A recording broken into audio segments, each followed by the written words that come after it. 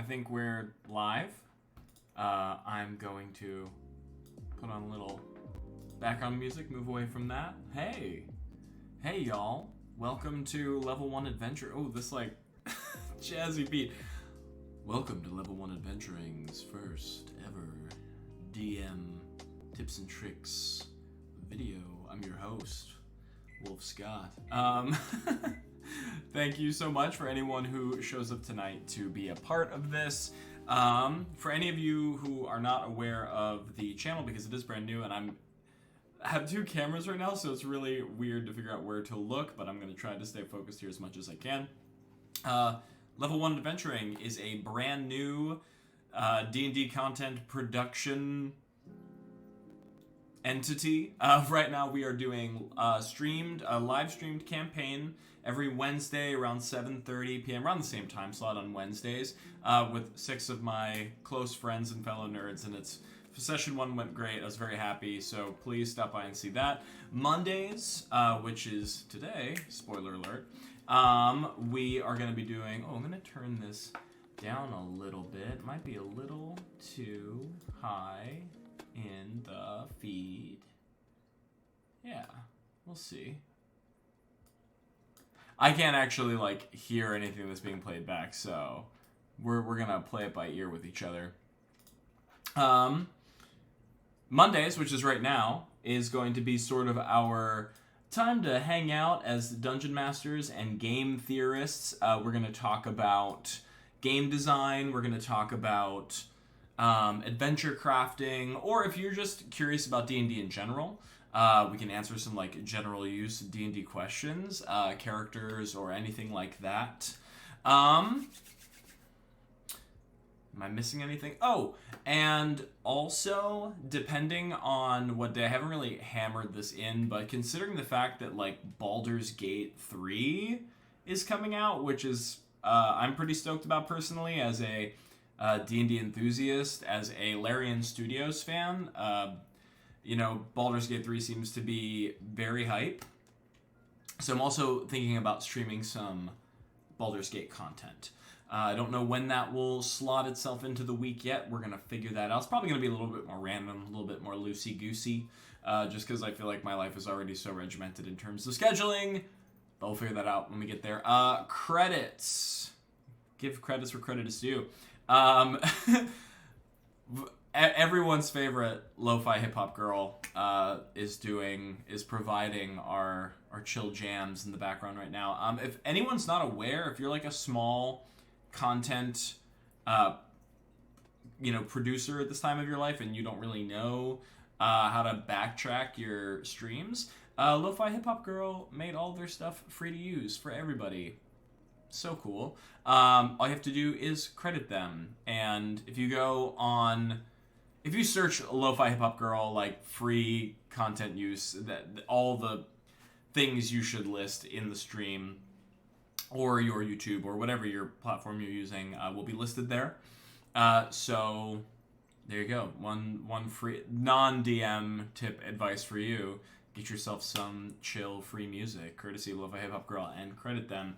Also, I have this cute little dungeon background, so you don't have to see my less than put together room right now, which was done by Jin 1994 on DeviantArt. So very cool. We love ourselves some moody, atmospheric background stuff, and I will link that as well when I think about it. But hey, with that all out of the way, I'm Wolfe Scott. Who am I?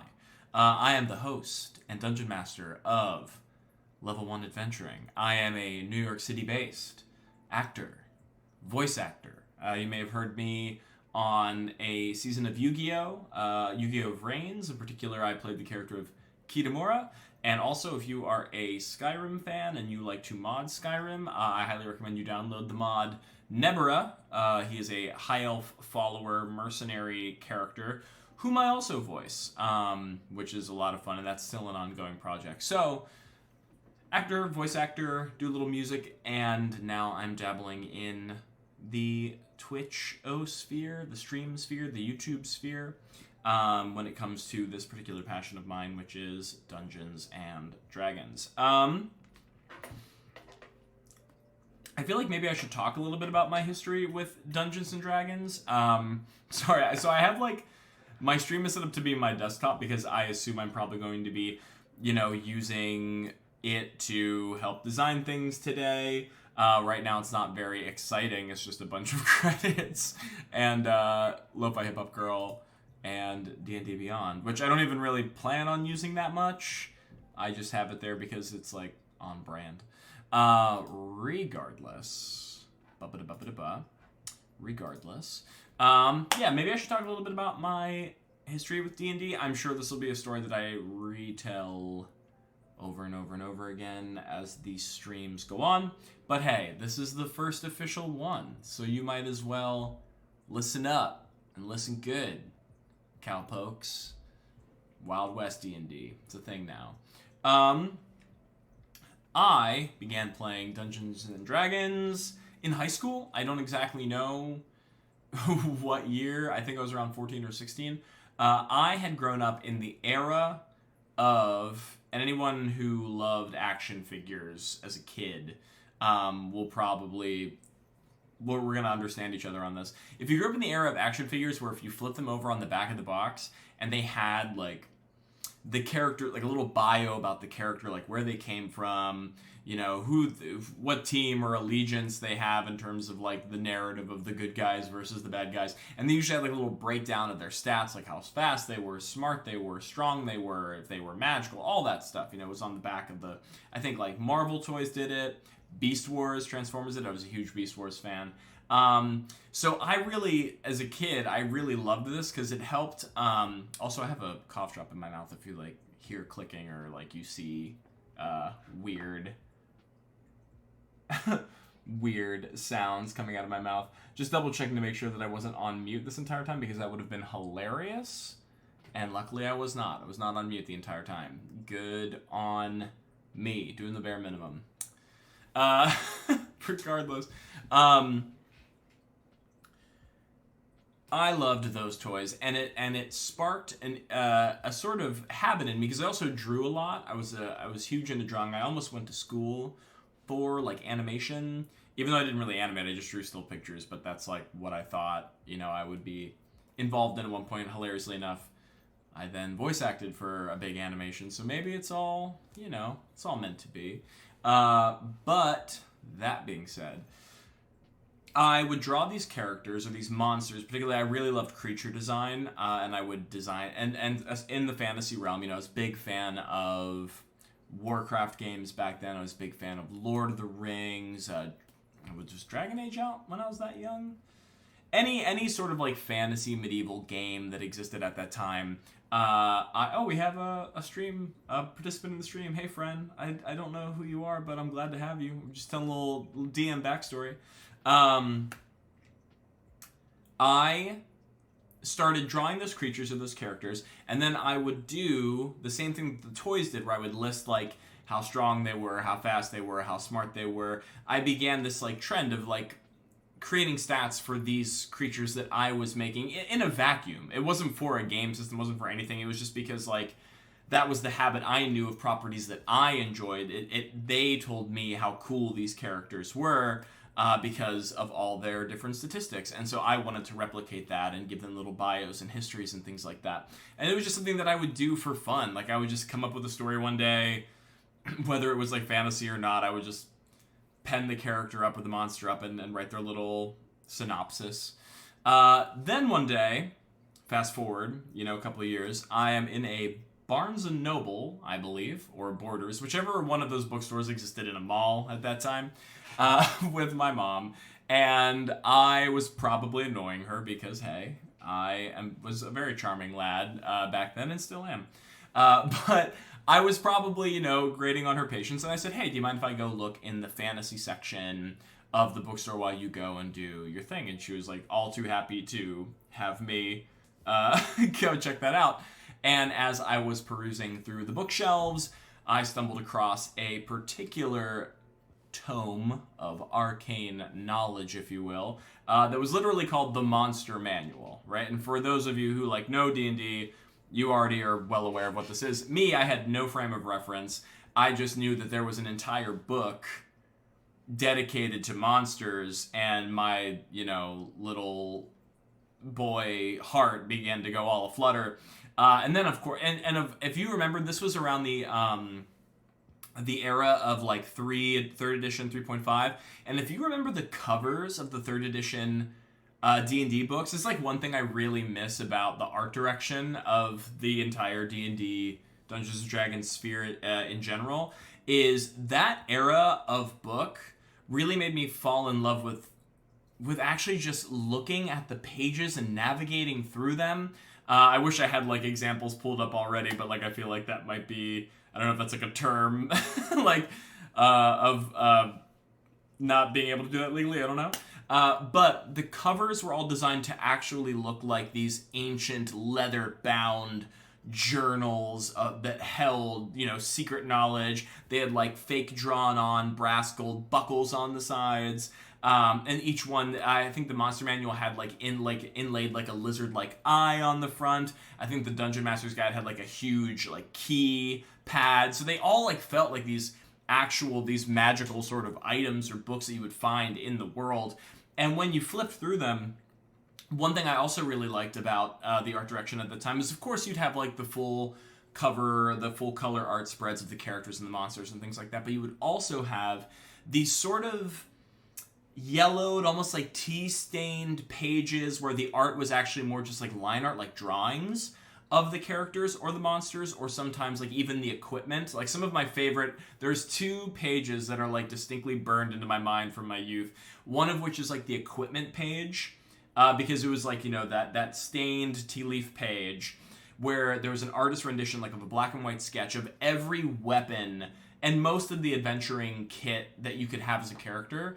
So there was like, broadsword, longsword, short sword, dagger, warhammer, maul, like all lined up, and then like all your bags and your lanterns and things. And it looked like if I was like an adventurer, if there was an adventurer who was like sort of sketching out like what they were going to bring, or like, there was sort of a researcher who was who was taking stock of what would be useful when they were doing these like dungeon delves. It looked like that was what you were looking at, with like these secret notes. And that was so cool. Another page that is like forever burnt in my mind from the same style was when you looked at all of the playable ancestries and races. They had this really great sketch. I think it was like a 2-page spread, if I'm remembering correctly, where it was all the playable races, the ancestries, almost like lined up, like it was almost like a police lineup. And they had, marking how tall they were, like, 7 foot, 6 foot, all that stuff. And then they had like a male and female body identifying sketch of that particular ancestry, all like from the human to halfling to orc and all that stuff. And it was just so cool because, once again, it felt like, this is sort of the study of these people. It made them feel that much more real, even though obviously I knew it wasn't, but it really sold me on the lore. So that's like a little tangent I'm taking there about the art direction of 3.5. Back to the story. I see this book called The Monster Manual, which, as I just described, slapped. And I pick it up, I open it up, start thumbing through the pages, and I see that this book is filled with not only hundreds of monsters, which we all know, we just established I loved, in this amazing, cool, great art that I was so fond of, but also it had stories about the creatures, like their lore, their histories, their ecologies, their feeding habits, their mating rituals, right? Like whatever would be pertinent, to that creature. And some of them I recognize because I was a fantasy kid, I was also a mythology kid, right? And as if you're well aware of D&D, you should know that they borrow a lot of monsters from mythology. So dragons, griffins, ogres, cyclops, all that stuff. You would see that, but then you would see these just wild, out there monsters. Oh, we just gained another viewer. Welcome. We're talking about my history of becoming a dungeon master real quick before we do other fun stuff. But yeah, also, these other wild monsters, which I've never heard of before, and I was so enamored with. But so you have all that information, which once again was harkening back to the action figures of old, which I talked about being infatuated with, but also playing back to that theme of the action figure stats, it had how strong they were, how fast they were, how smart they were, if they had magic, if they had a supernatural ability. All that stuff was listed in this stat block. Yeah, Joe says me action figures. No, not at all. I would never be caught dead. I'm sure there's actually probably one in this room somewhere hidden. I don't know. Possibly. So it had all of this information on the monster, and I had never seen something so magical in my entire life. This is exactly what I've always wanted. A huge, cool book of great art of these things that I'm already doing, that I'm already drawing on my own. I want this. So I go to my mother, because I was at the mall and I'm a kid. I have no money. And I say, hey, would it be weird if I asked you to buy me this book? And of course, my mother was probably just super excited that I even was interested in reading at all at that stage of my life. Despite your action figures. Yes, I'll make a note of that for next stream. I will I will see what I have dug up around here, bring them out. I know I actually do have a D&D mini. Actually I have two really nearby. I'll share them. Well, one is kind of officially a D&D mini. This is, I don't know if you can, like, probably... Oh, it's probably not going to pick up with the... Oh, there it is. It's a little, like, Grim Reaper with a sword guy, unpainted. I got this... I used to work at several board game stores in Brooklyn, running games and events, D&D things, and this was one of the things I got from working there at one time. I'll probably never paint it, but it's like a cool little keepsake. The other figure, which is very kind of sad but cool. So another side tangent. Have y'all ever painted... No, I did not paint it. If I dipped the mini in just like pure molten silver, that would be hilarious. It was like... like... no effort whatsoever. Yeah, I painted it.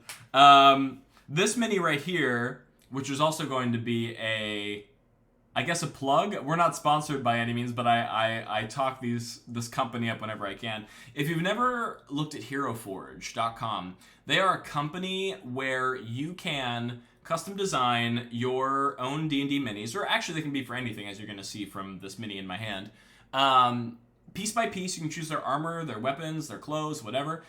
They will 3D print it in a variety of ways. There's like, you can do it raw, so like you can paint it yourself. There's different materials for like density and hardness, and they all cost different amounts of money.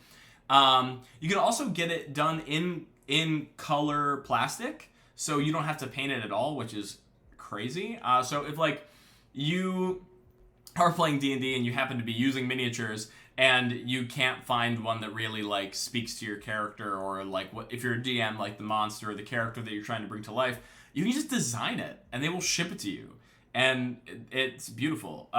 So I'll show you this mini that I have, but it's kind of sad. So this is not a D&D mini, although you could probably use it as such. Me and my friends, we play a game called Betrayal at the House on the Hill. It's like it's a cooperative game until it isn't, because as the name implies, one person always turns traitor, but it's like a horror, spooky themed game. And we started like jokingly pretending that like we were the characters in the haunted house in the game, and there's already figurines that come with the game for various characters you can play. So we decided to like up the ante and take it one step further and actually make stats. This is the nerdiest thing. We decided to make stats as ourselves if we were in the game, and then use them as the characters when we play Betrayal. And then not only that, we had custom minis made of us if we were characters in Betrayal, and that's what we use when we play Betrayal. So this mini is me, at least me without a mustache. But the reason why it's sad is my cat got to it one day. So all the trope in the design of all the minis for Betrayal is that they all have a flashlight, because you know you're exploring the haunted house, so you need a flashlight to see in the dark and things like that. So I had a little flashlight holding in his arm, but my cat knocked it over and broke the arm. So no more flashlight, but I am holding like a spooky book which is fun. And I made his clothes red because red is my favorite color. And that was sort of like the calling card color for the character. So, yeah, I do have minis, just no action figures, I guess. Wow, we're going on a lot of tangents, but we're learning a lot about each other, and that is what's important at the end of the day. Back to the Monster Manual. So I say, hey, Mom, can I buy this book, this Monster Manual book? And she said, absolutely. Pizza box. Yeah, that would... A spooky pizza. That would be a whole other character concept. I was allowed to purchase the Monster Manual book. I bring it home. I begin reading it super in depth because obviously when you're standing around at a Barnes & Nobles, you can't like crack too deep into it. And I learn that it's a whole thing. You know, that D&D is a game, that this book is not the only book that exists for it. You know, there's this thing called the Player's Handbook and the Dungeon Master's Guide, and all together, you know, by our powers combined, it becomes a running, functional game. And so the Monster Manual is sort of like my gateway drug, if you will, into playing D&D. And I had really no idea. I mean, if any of you are familiar with 3rd edition, it is like, at least in my friend group, and I think for a lot of people, it is almost unanimously loved and like heralded as one of the best editions. I think it's also one of the most complex editions in terms of the math, in terms of the mechanics. It's an incredibly hard game to learn and teach and wrap your mind around, especially like if you're teaching yourself and you don't have very knowledgeable friends around to guide you, which I didn't, and I wasn't. So, you know, I had these books. I eventually got the other two, and I really wanted to play D&D, and I roped all of my friends into joining me and playing with me, and I was pretty much teaching my own version of D&D. I'm going to adjust my audio levels real quick. Because I only really understood maybe like a third of the rules, right? But it still was a experience that we had together, that we continued, and when 4th edition came around, which is sort of on the opposite end of the spectrum, a lot of people didn't love 4th edition because they thought it felt too like video gamey or too like World of Warcrafty. But the mechanics of it became so much easier to understand, and the math became so much more simplified that for people who aren't very math savvy like me, they were able to actually learn how the game worked, right? How the nuts and bolts and the cogs really get it running. And so that was the first time as a dungeon master that I not only had creative control of the game, that I understood, you know, what I wanted out of the story of what was being played, but I could understand how to make that work and how to design elements for it and teach it to my friends. And we all then truly had a system knowledge, a system mastery. Oh, Joe, thank you. How old were you when you started? I think I was around 14 or 16.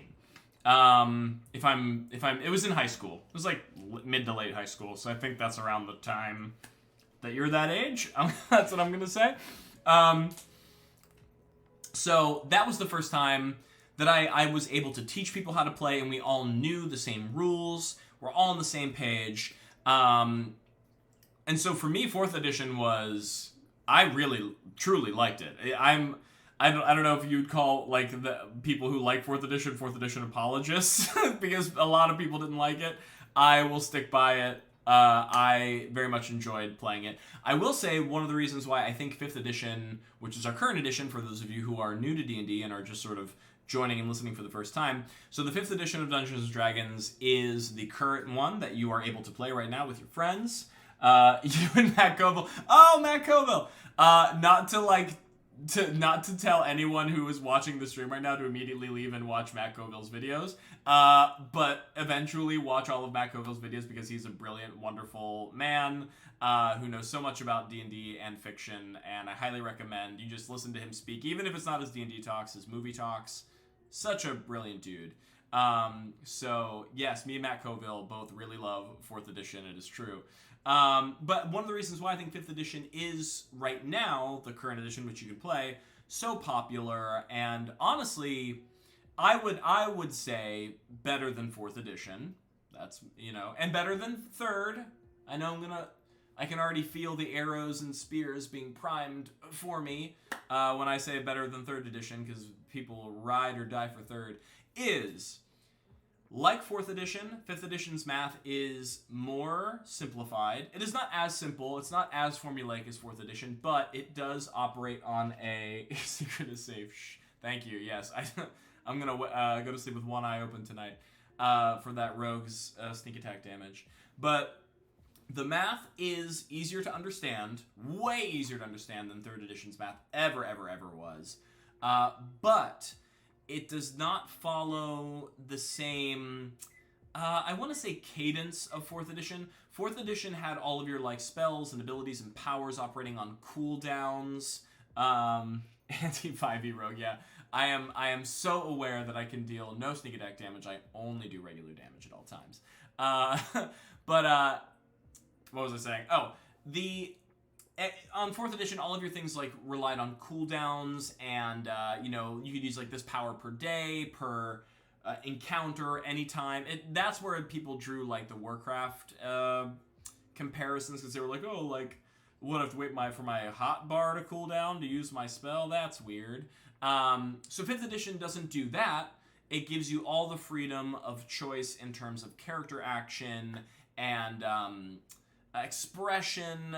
Sort of the rules are a lot less binary in terms of like what you can do on a turn. There's obviously still rules in place, but like it's not like 4th edition where it's like you can move on the grid and you can do this spell attack and then you have to wait a day until you can do it again. It's not quite like that. So it gives you more of that creative freedom in terms of your turn and your action economy, and even I would even, to an extent, say your character expression, because 4th edition was very much designed, I think, to operate as a grid, like use minis and pieces. You are playing a war game, with occasional role playing. Whereas 5th edition doesn't really assume that as much of your play style. It kind of leaves it open for interpretation if you're doing Theater of the Mind or doing your grid, or maybe a mix of both. And we can talk about the differences between those, because I have done both and I do think they both have strong points and weak points, and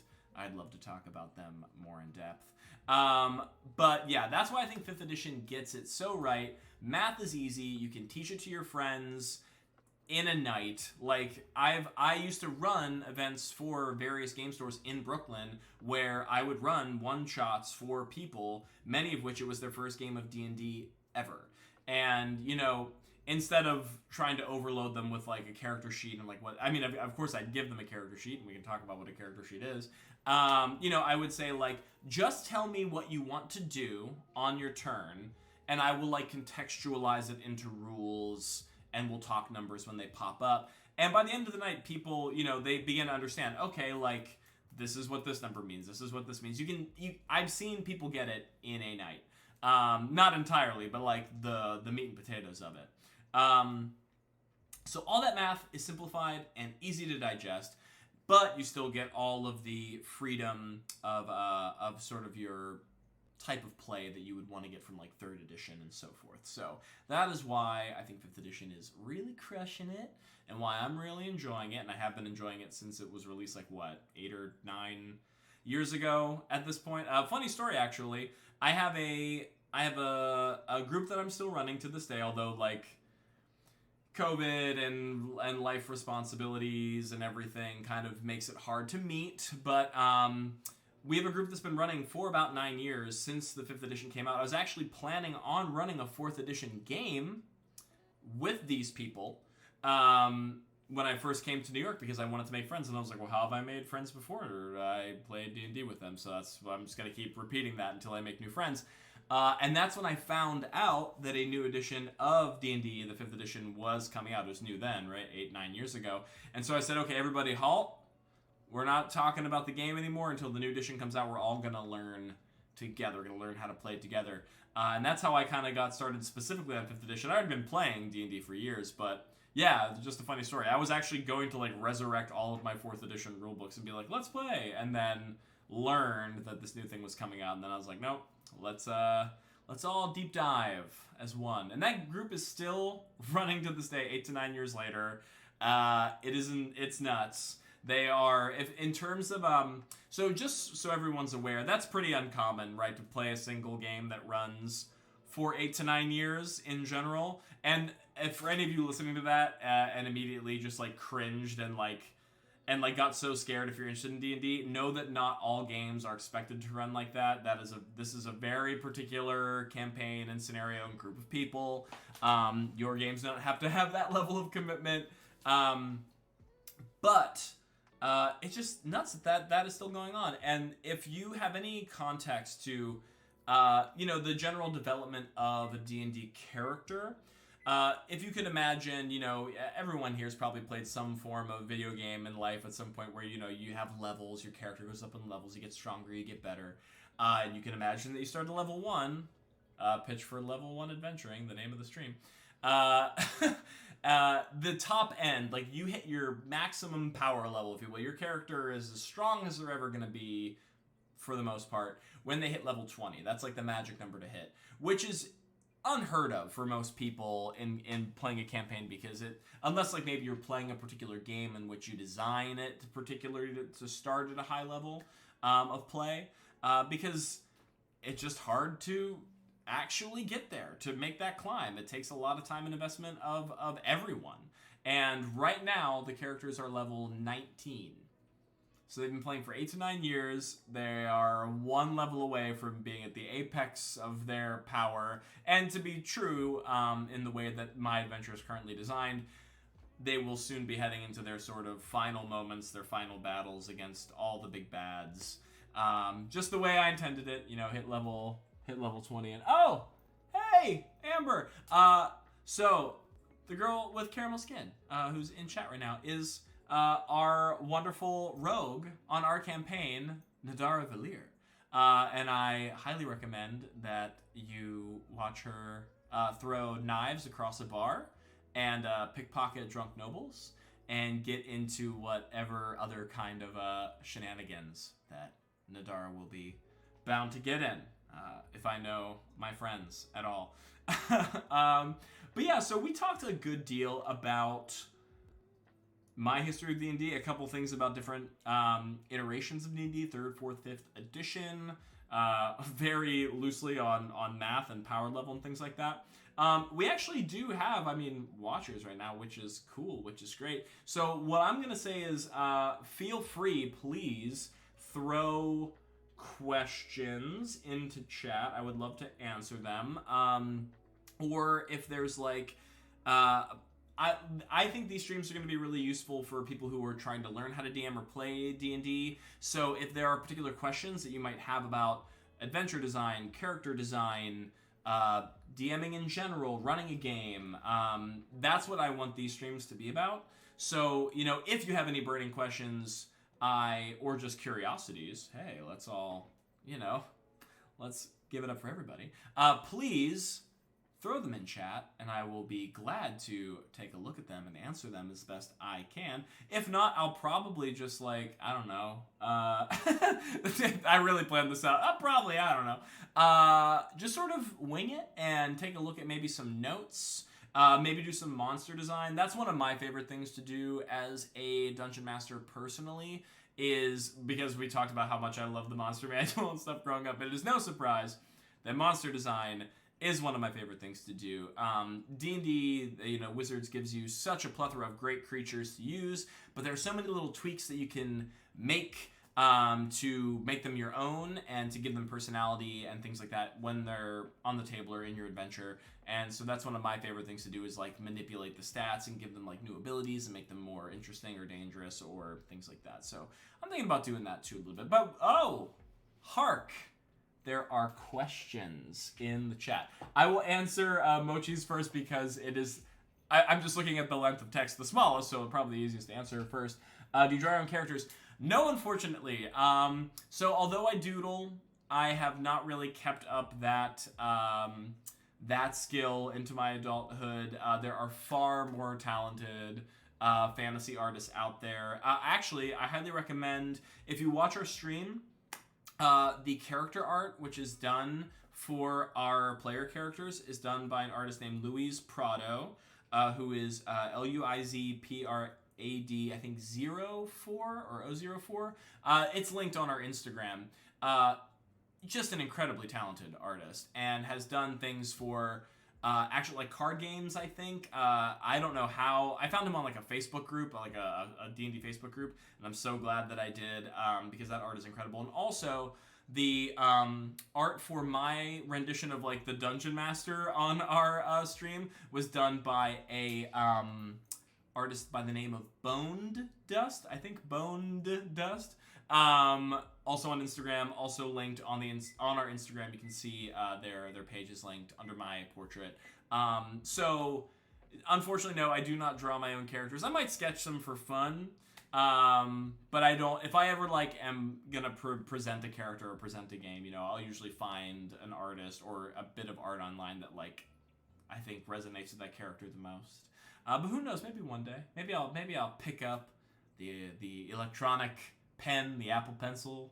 Who knows? Once again, let's take a look here. I'm sorry. So I have two cameras. So if I look this way, it's because I'm trying to read chat. I'm curious about your take on alignment and the ways important shifted over editions. Okay, cool. I've always wondered how guided pre-written adventures are and how much room for improv. Ooh, I love both of these questions. Yeah, let's talk about alignment. I feel like alignment could be its own video. So I will like touch on it briefly, but no, this topic will probably come back up. And I wonder if I could pull up like a D&D alignment chart. For those of you who are not familiar with the alignment chart. Yeah, let's open this in a new tab, huh? Oh, it's like on Twitter? No. Can I just open up like a... No? Okay, so we're gonna look at Twitter no matter what, I guess.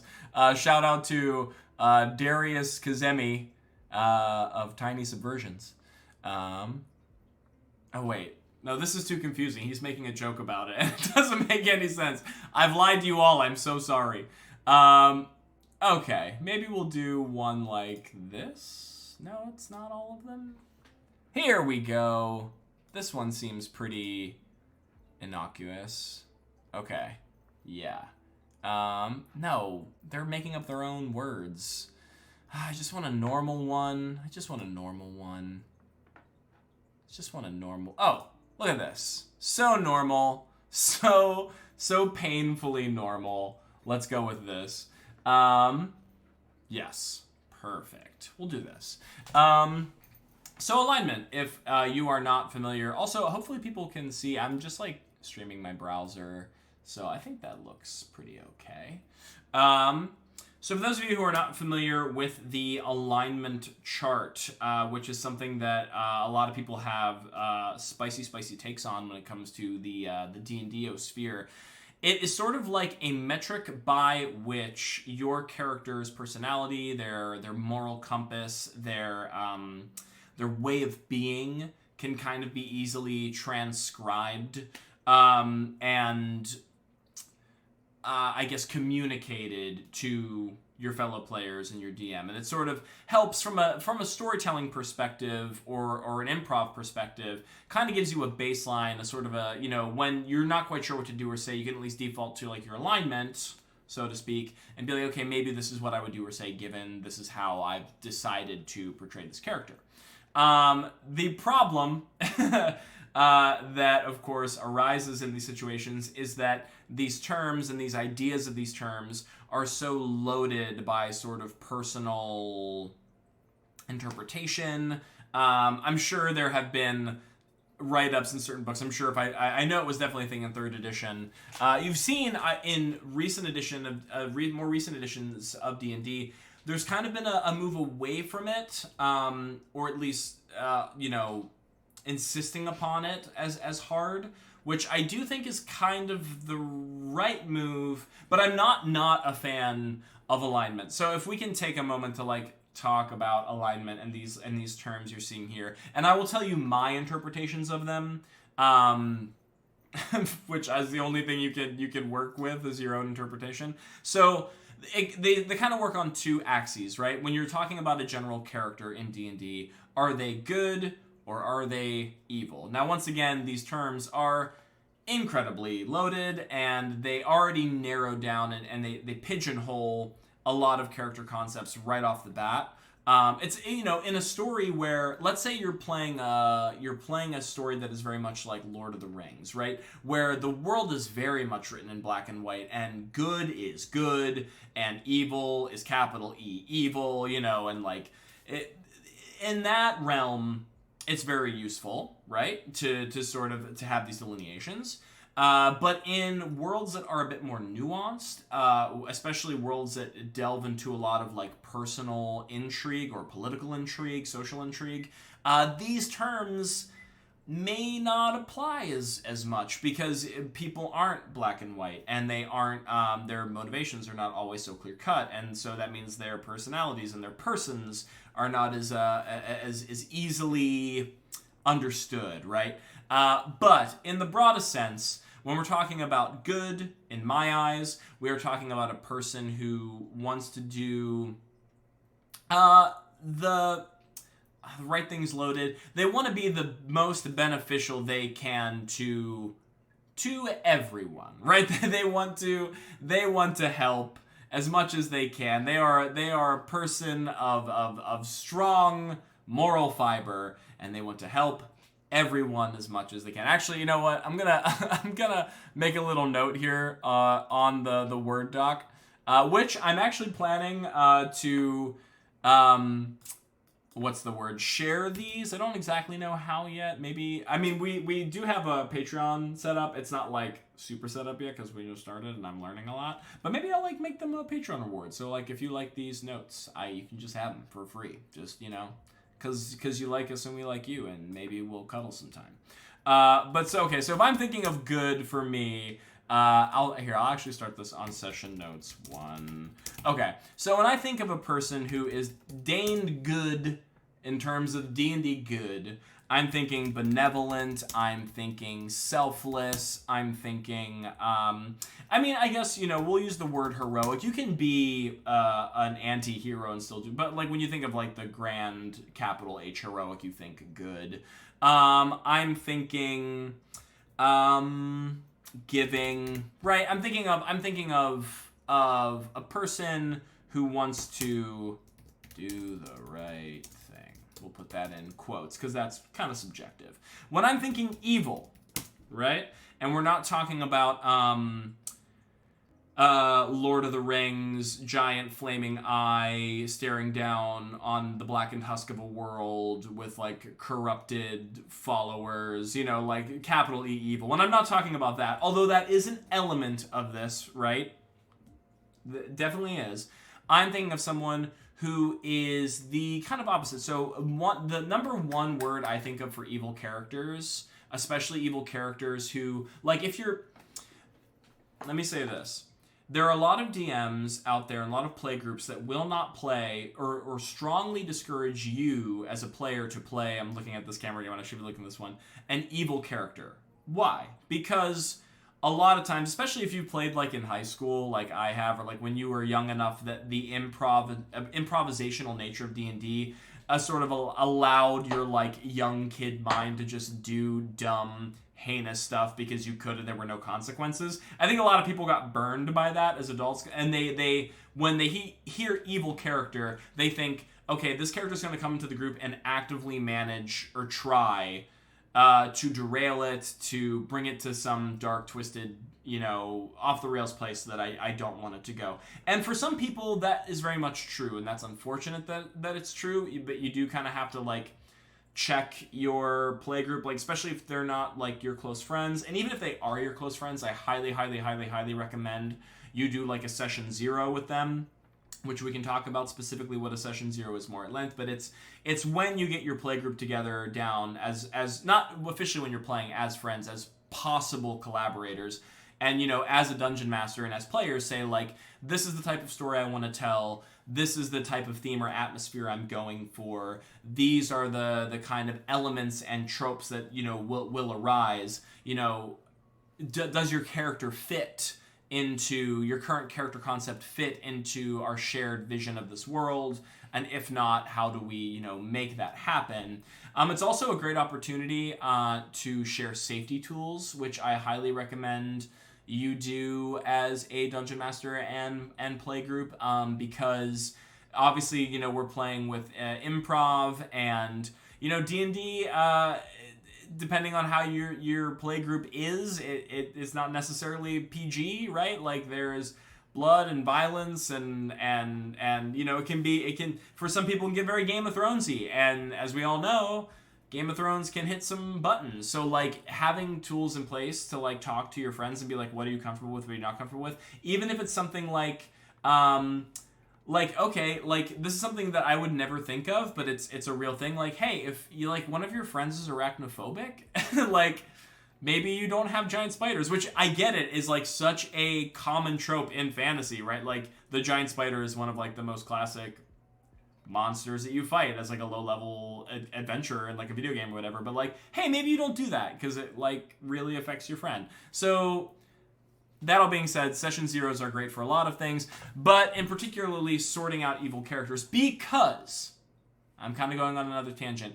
I do not think that it is a prerequisite for an evil character to totally derail the campaign if handled by a knowledgeable, responsible player, right? Because, like, depending on the character who is considered evil, right, they can still work with the party. Like, if you have, like, I don't know, consider a character like Lex Luthor, I guess, in, like, the Superman mythos. Like, this is a dude who's smart enough to know that if he plays nice with the right people, even if they don't share his aims and his goals, right, he can still get a lot done for himself personally. He can still get a lot of, he probably doesn't consider it evil, but his evil work done, right, if he can play nice, or at least pretend to play nice.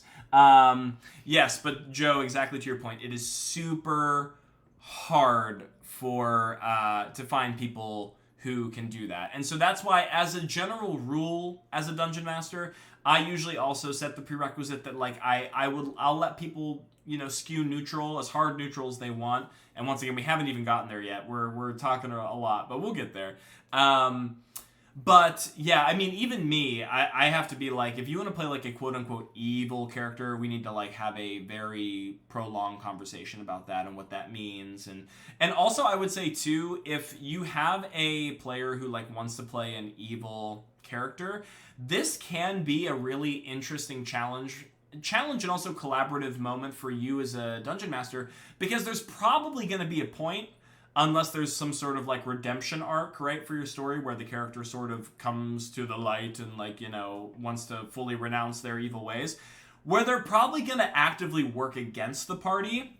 And that doesn't necessarily have to be a bad thing if it is somehow collaborated upon with you as the DM. Like, there have been a lot of moments in my personal campaigns, even though the characters, like, weren't evil by any means, where they sort of had little plots and schemes kind of against each other's personal goals. I have a very sort of famous ongoing story about, like, one character who had a big beef with another character's love interest because they found out that love interest was, like, tied to, like, a cult that hurt this player character. So, like, this player character was like, oh, I can, like, redeem her and save her and love her. The other one was like, no, she's evil. Like, we actually should not try to help her at all. And there was a lot of great drama that happened there, because I had players reaching out to me as their DM, like, separately, being like, I want to, I want to forge this communication between this player and this character. So, like, the alliances are shaky, or, like, I want to, just, like, this back and forth, which can be really great drama.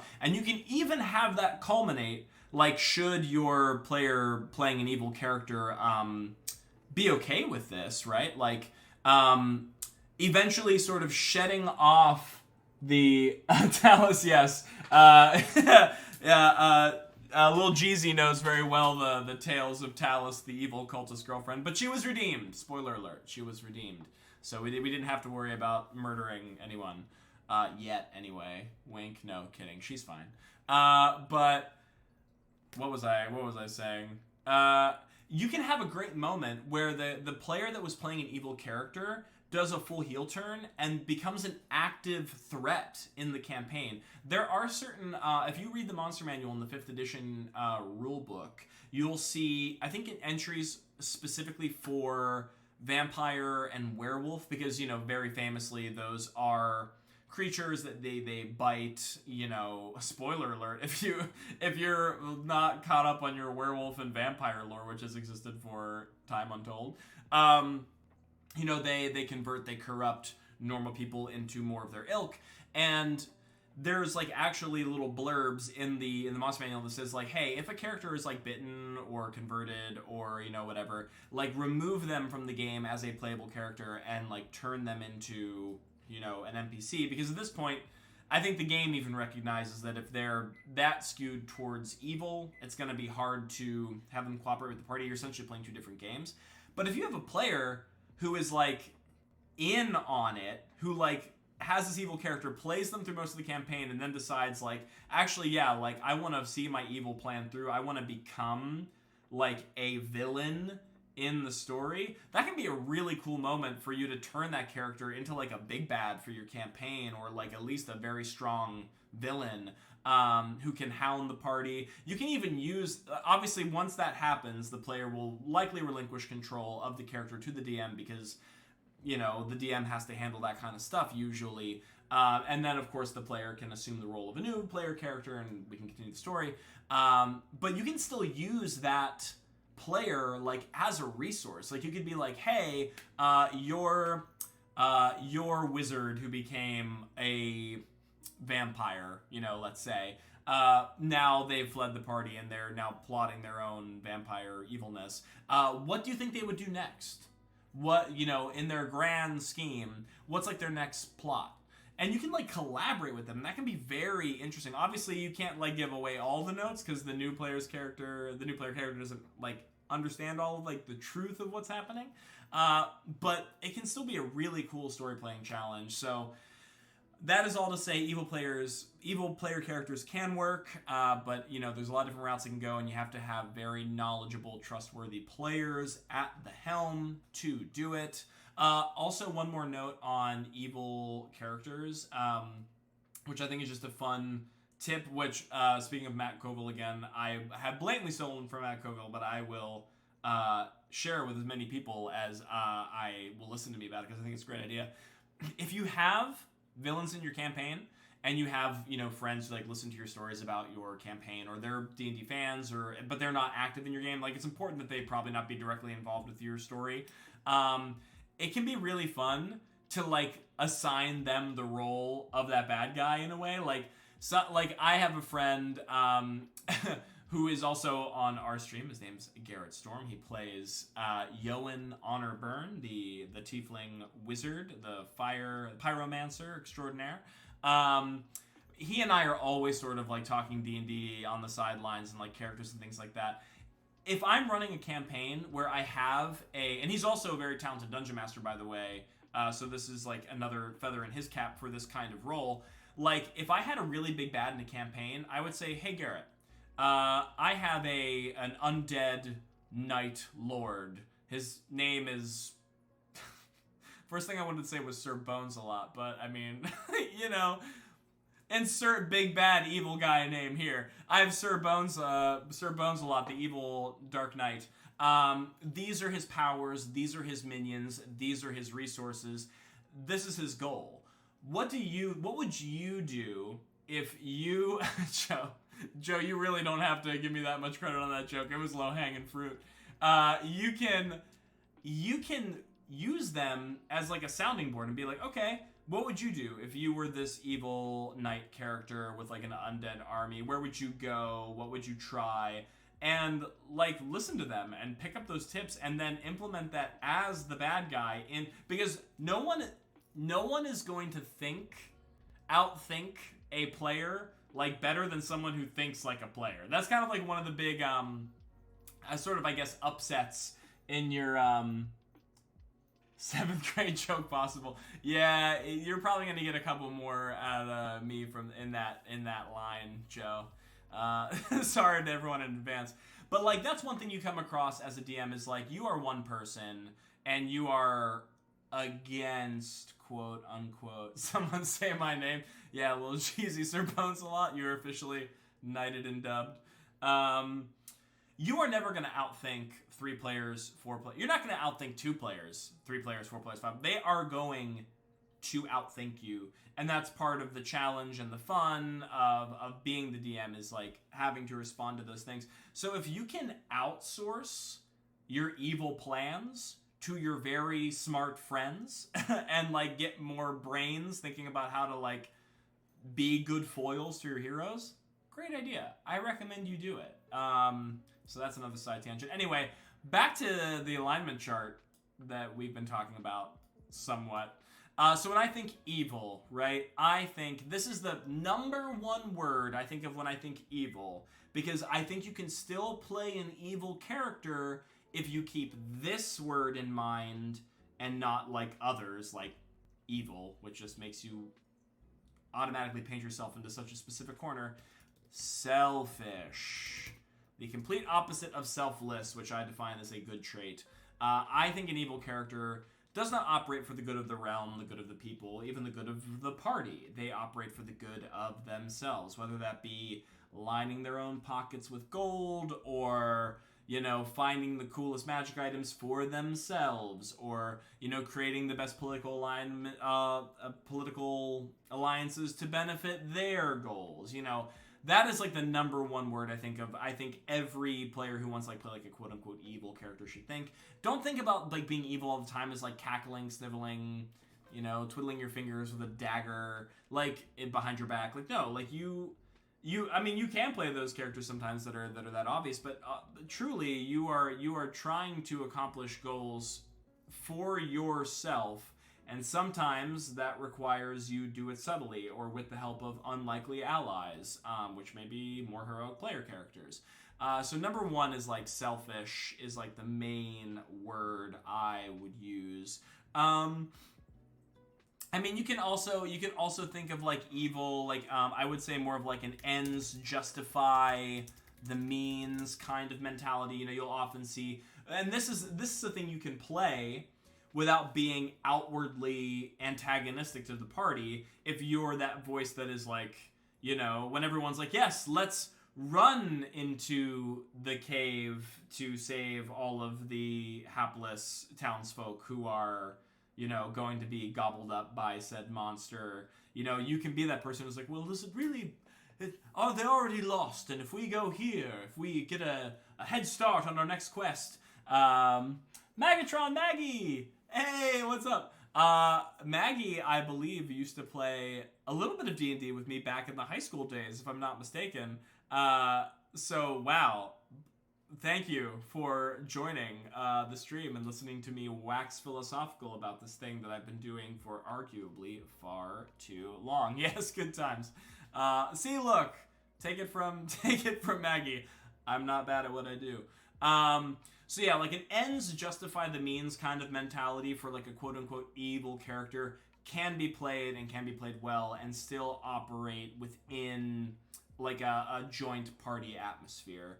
I'm going to leave the words good and evil there for now, and like we can also return to it. Also, I guess, like at the end of the day, you know, and if we're going to say heroic for good, I mean, obviously we can say...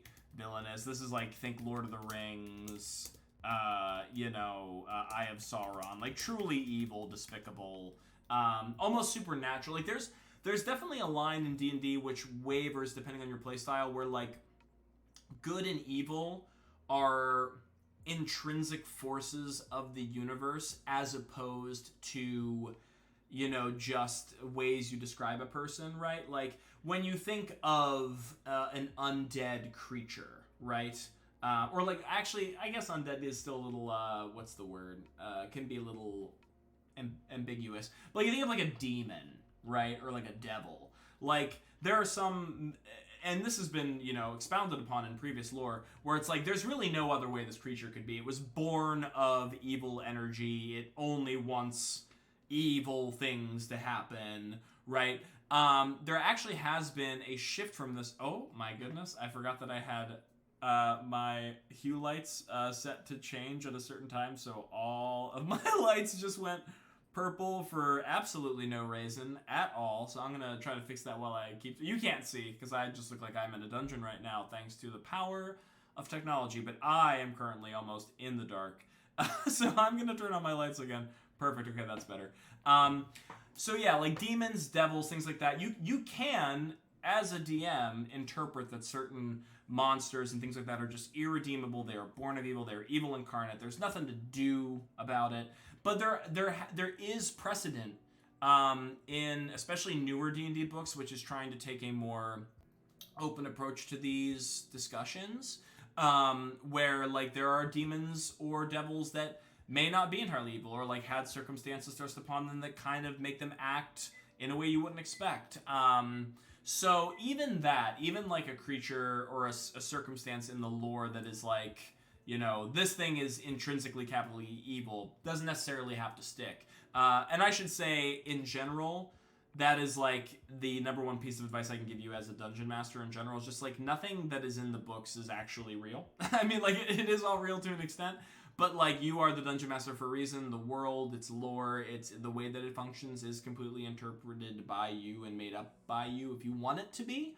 So if you want to say that, yeah, like sometimes there are angels who are just downright bastards. That is entirely your prerogative. And if someone says like, well, in the books it says that they're always good, you can say, well, we are currently not looking at that book. We are currently in this fantasy world that I've designed. Obviously, you want to be nice about it, but the overall, goal is like you have a lot more creative freedom than you might think at first glance when you're looking at the books. Always default on your own creative impulses first. Anyway, so yeah, and then we think about neutral. So when we think about neutral as opposed to good and evil, right? I'm gonna put a little separating line here, Papa.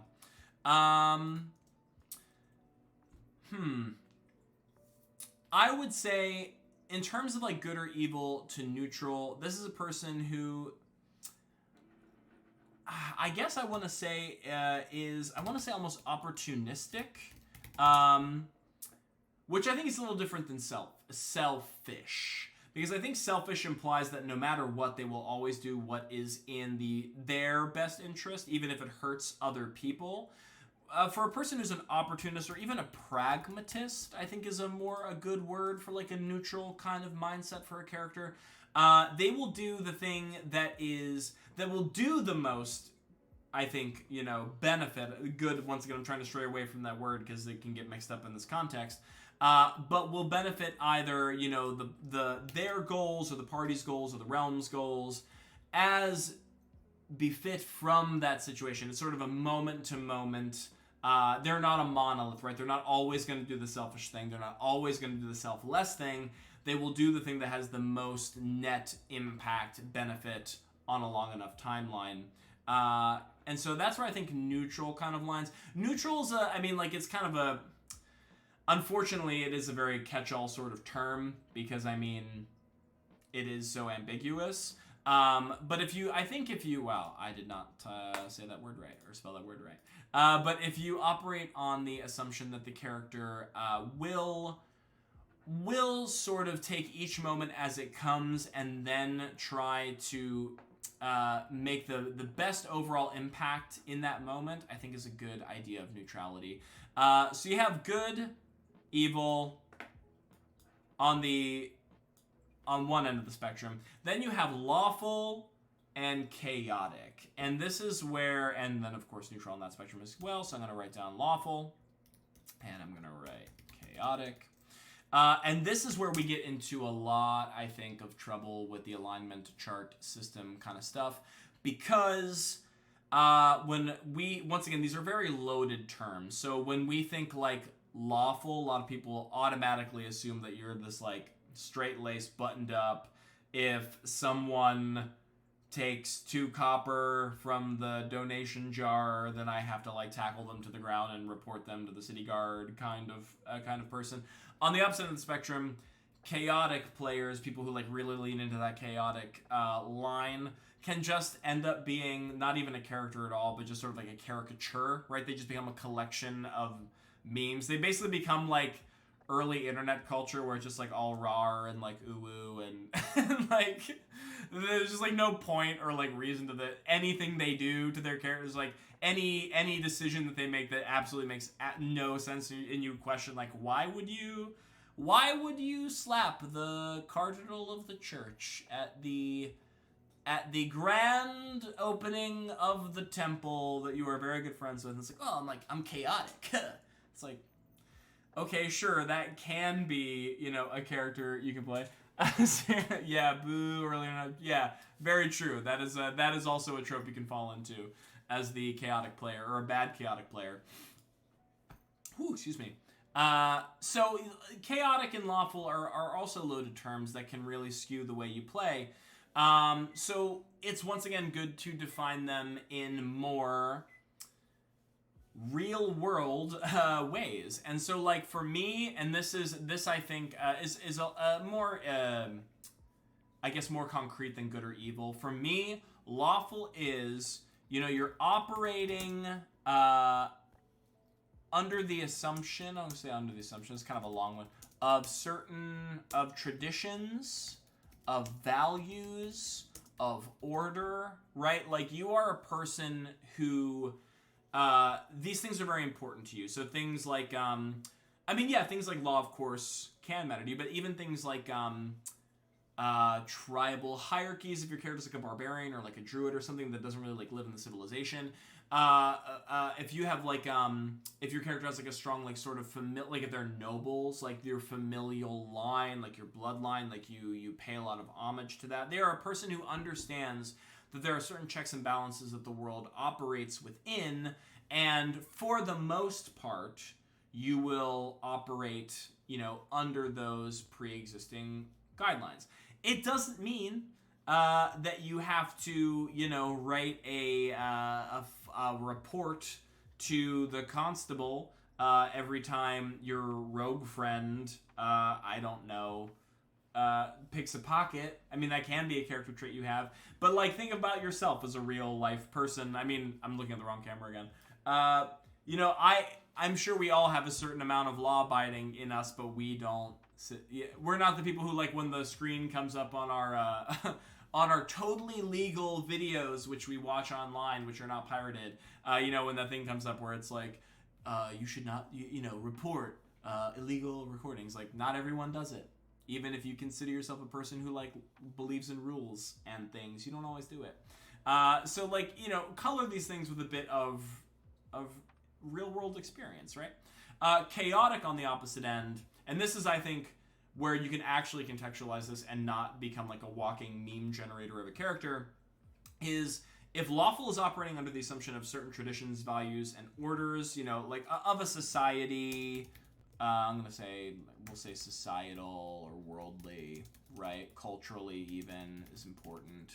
A chaotic individual, to me, is a person who operates under their own code of ethics, honor, their own value system's another good one. Traditions, I think, is a little bit more of a lawful leaning, but this is where you have a character who has their own definitions of what works in the world and how they get through it, and that is what they will default on. That is, it's a common trope that people rely on, but it's like, it's very Robin Hood, right? Like, had a very strong idea of what, is that my cat crying, trying to get in? If I hear it again, I'll let her in. But had a very strong code of personal ethics and honor that yes, that is her crying. I'm gonna let her in for 1 second. 1 second. Oh, poor baby. She's crying. Oh, I know. It's so hard to be you. It's so hard to just have a full bowl of food and water all the time. Oh, yeah, cat memes. Cat memes in chat. Thank you. Operate with their own personal value systems, ethics, and honor. And this you can do that and not be completely random every 5 seconds and have no point to your character. You can just think about your character, think about what matters to them in terms of their own ethics and orders, and then rely on that. So that's what I think when I think of chaos. So it's really not even chaotic. It's just very individualist, I think, is the word I want to use here. Whereas this is more... What's the opposite of individual? Communal? Yeah, that's not too bad. Communal. And then neutral, of course, here. So kind of the same thing where I'm just kind of opportunistic, pragmatic. This is a person who probably has their own ideas of how certain things in the world should work, but also recognizes the authority of... Oh, authority is another good word. I'm gonna throw that up here. Of the powers that be, and will use either to their benefit when the situation befalls them, right? So if we take a look at like these definitions versus this chart here, we can kind of see how these can be very useful tools in describing your characters, right? Even back in the days of yore in like 3.5, where you had like lawful good characters. Like traditionally, when you think of lawful good, you think paladin. I think in previous iterations of D&D, I know in 3rd edition and below, it was a prerequisite that your character was big capital bold letters lawful good if you wanted to be a paladin. So you had to be like the knight in shining armor type character, right? Which of course, when you think of that then, right, now you're thinking that lawful good is like the knight alignment, which I think is true. Like, I think most knights, if you're playing them in the traditional trope way, do fall into that alignment. But now you think every other character that exists, if they're lawful good, they have to play that way, which doesn't fit for all character types. And so it creates like strange dichotomies in how they're being portrayed and how they're acting. So that is why I think it is far more important to use examples like this where you can think of, okay, maybe I'm not lawful good, maybe I'm selfless and communal, right?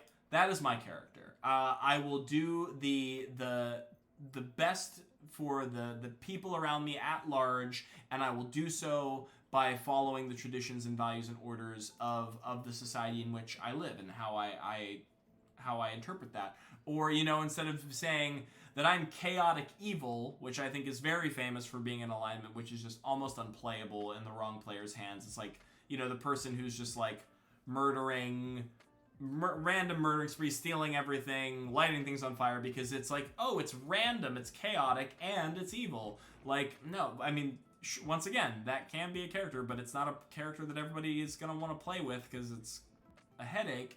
You can say, oh, I'm a selfish individualist, and that I think paints a much stronger picture of an actual playable character who is chaotic evil, right? Like I'm a person with my own idea of how to get through this world, and I'm going to do it for me by any means necessary. That is a character you can actually play, not a quote-unquote chaotic evil character. Once again, I love this reframing. Thank you, Joe. Thank you. I'm kind of winging it, but I think it's like making sense. It seems like it's making sense by your interpretation. Once again, neutral is like one of those things which is like, it's like hard because they're so gray, and like when things are that nebulous, like it's really hard to give them color, right? But yeah, I mean, like, once again, you have like true neutral, right, as an alignment. I mean, that is a person who is, once again, just the utmost opportunistic and utmost pragmatic. They will always do the thing that is going to be the most impactful in the way that best benefits them and their friends, right? And it's a pretty good interpretation of neutral.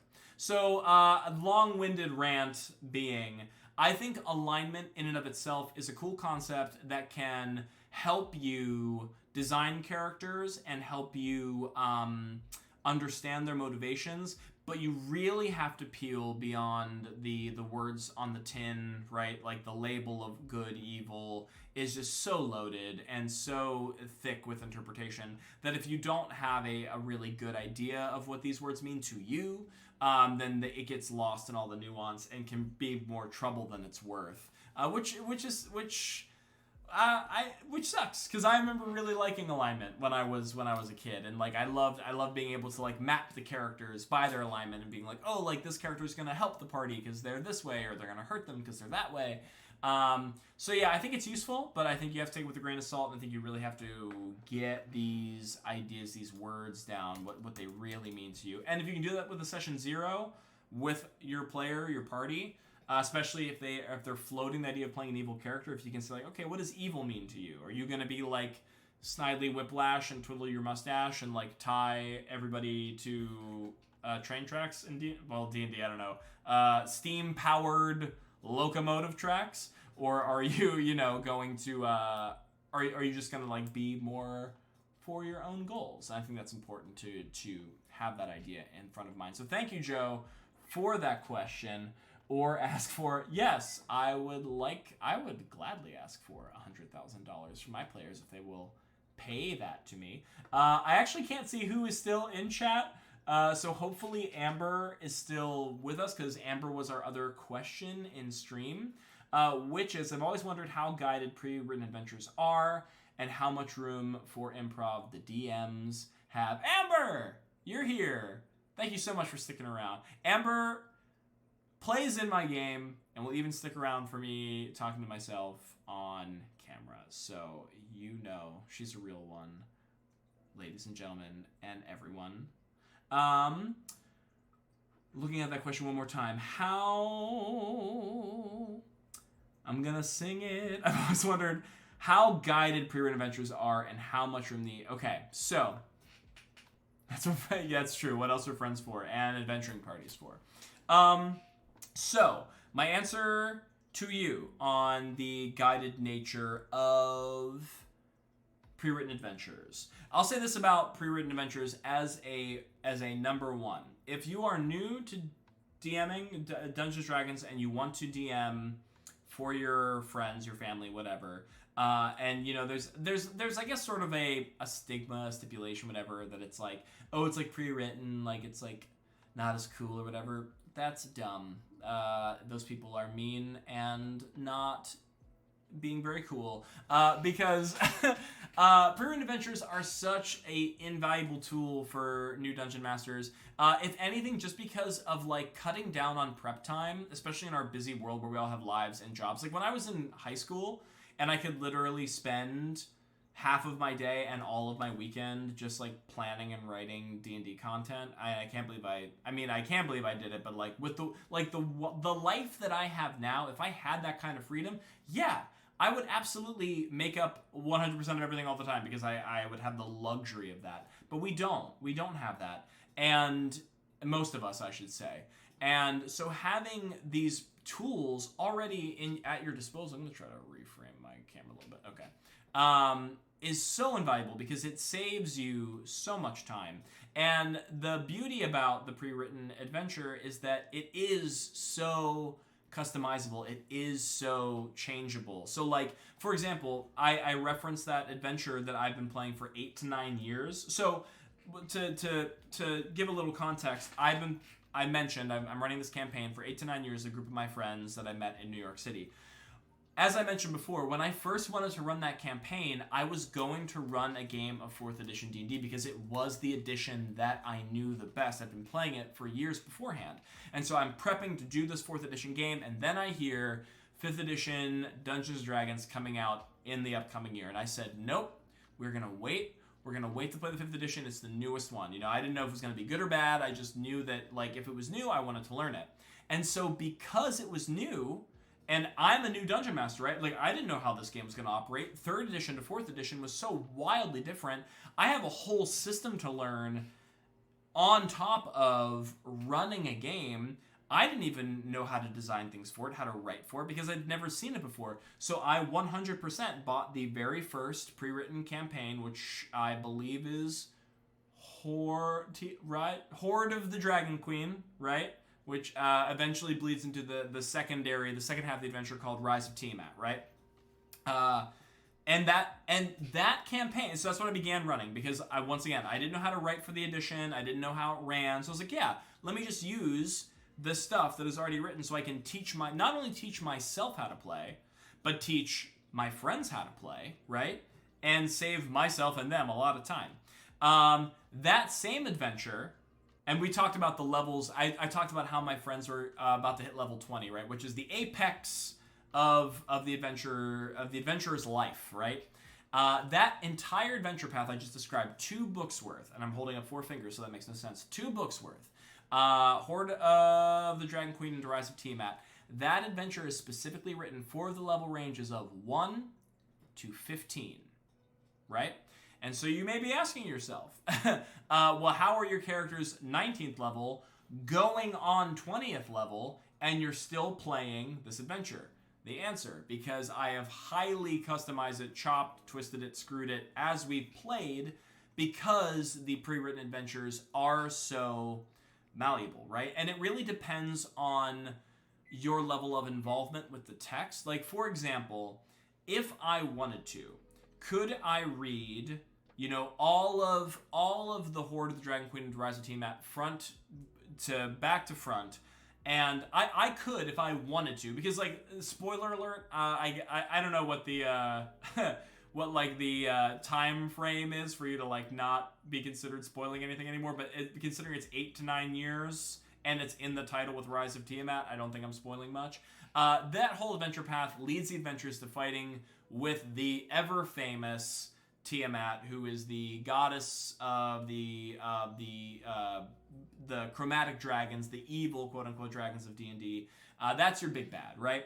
And so the entire story is them at odds with these like people who are aligned with her evil cult and doing things across the realm to making things happen so that she can resurrect, if you will, into our material plane and cause chaos. If I wanted to, I could read that entire book from front to back, and I could say, well, Tiamat's cool, but what if I wanted like this evil god instead, or one that I entirely made up? And then I could reverse engineer every situation from that moment and be like, I could change this character to be more like this because they're in alignment with this god, or I could like change the objective of this quest to be like that because, you could do that if you want. You could like literally tear out the bones and just use the locations and some of the characters if you want to be that intense about it. You could also, and this is something that I do a lot, I'm kind of doing it for our current campaign. The overall structure of the campaign is borrowing heavy elements from like other pre-written adventures that I'm like adapting, right? And I don't want to say anything because like Amber's in stream, so like I don't want to spoil anything. But like you can set it in your own world, and so like all of the places and the gods and like the organizations and stuff, you can transpose, and then you can change the major narrative beats based on those situations that cover my ears. It's okay. I'm not saying anything too heinous. And also, in accordance to sort of how the changing of the pre-written adventure happened for the 8-year-long campaign that I've been running, what really happened in that scenario was, and I can still remember to this day, I'd already changed a couple things here and there. I had a player join my friend Garrett as a okay. So I remember the writers who had co-written the actual book, the Horde of the Dragon Queen. I found out that, by the way, I'm going to plug DM's Guild real quick. DM's Guild, if you've not used it, seen it, it is a website where, and I'm planning on utilizing more of it as this current year, set your intentions, goes on, where independent writers and fans of D&D like myself and hopefully like yourselves can, write and produce D&D content like PDFs of their own adventures, their own monsters, items, whatever, and then host them on the DM's Guild for them to be downloaded either for free or at cost, depending on, how you list it. And then, other people can download it and use it. And I have a whole folder of just like DM's Guild stuff that I've downloaded that have changed my games immensely. So like dmsguild.com, plug it, use it, please write for it. I'm trying to spread more of that Dungeons & Dragons love into the world.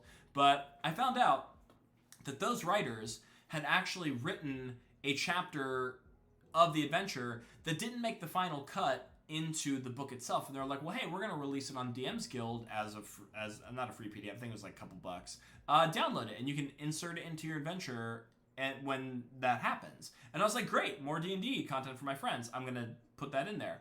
And so what ended up happening was, and this is how it can snowball on top of each other. So I added this whole new part of the story, which takes place in like which a lot of it was pre-written, which happened in like the frozen north, and there was this altercation between frost giants and dwarves and all this stuff. And I had a friend, Garrett, who was joining the game sort of midway through. The characters were like, I don't know, maybe 11th, 12th level at this point.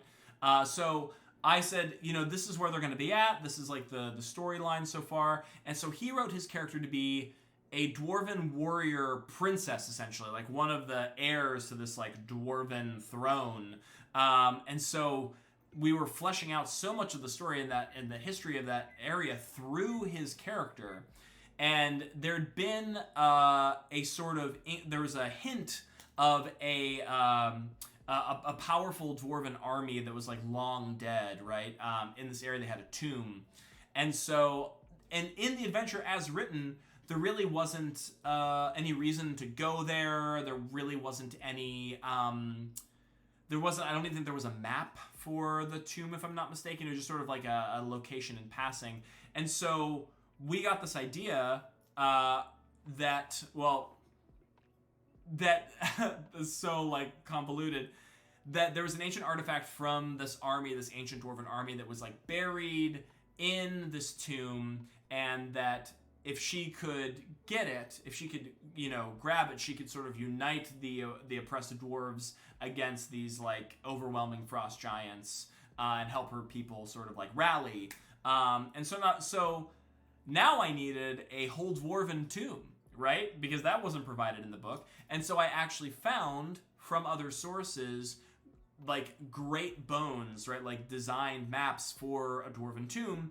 And so I transposed that into the part of the adventure that was already not a part of the original adventure. So we're like 2 layers in of customization, so that the players had this new place to explore to find this item that we added to the story so it could be like more relevant later on. And that character is still part of the story to this day. But like that is such like we just talked about, that is like 2 layers of customization on top of a quote unquote pre-written adventure. And so I remember it was actually during this point in the story where they were getting like maybe 13th, 14th level, 15th level, which once again, the adventure as written ended at 15. So they were getting towards like the top end of where the story would actually quote unquote end for them, at least level wise. And one of my players, my friends, Joe, who was on previous stream, may or may not be on the stream, I remember was like looking in the player's handbook and looking at like the future powers that his sorcerer would have when he got to like level 16, 17, 18. And I saw his like eyes go wide. He's like, oh my God, can you imagine when we're level 18 or 19? That's going to be so nuts. And in the back of my mind, I'm thinking, different Joe. Different Joe, not Joe Kroger. Different Joe, with an E at the end. Yes, thank you for clarifying. I lost my train of thought for a second. I knew, as the DM, the story would not take them to that place. I knew that the adventure, quote-unquote, stopped at 15. So all of this dreaming of 16, 17, 18 technically didn't exist within the fiction of this story. But once I saw Joe and the rest of my friends start, like, fawning over the power fantasy of their characters, I'm like, how am I not going to deliver that to them? I would be terrible if I didn't.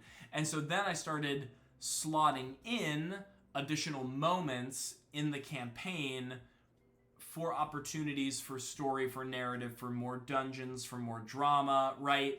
That would help them reach that level cap. And it almost became like a sandwich, because the part of the story that they're heading into now as they're level 19, 20, which is like the end of their tale, a lot of those beats already exist in the pre-written material, right? Like the big fight with all the big bads at Mount Evil, right?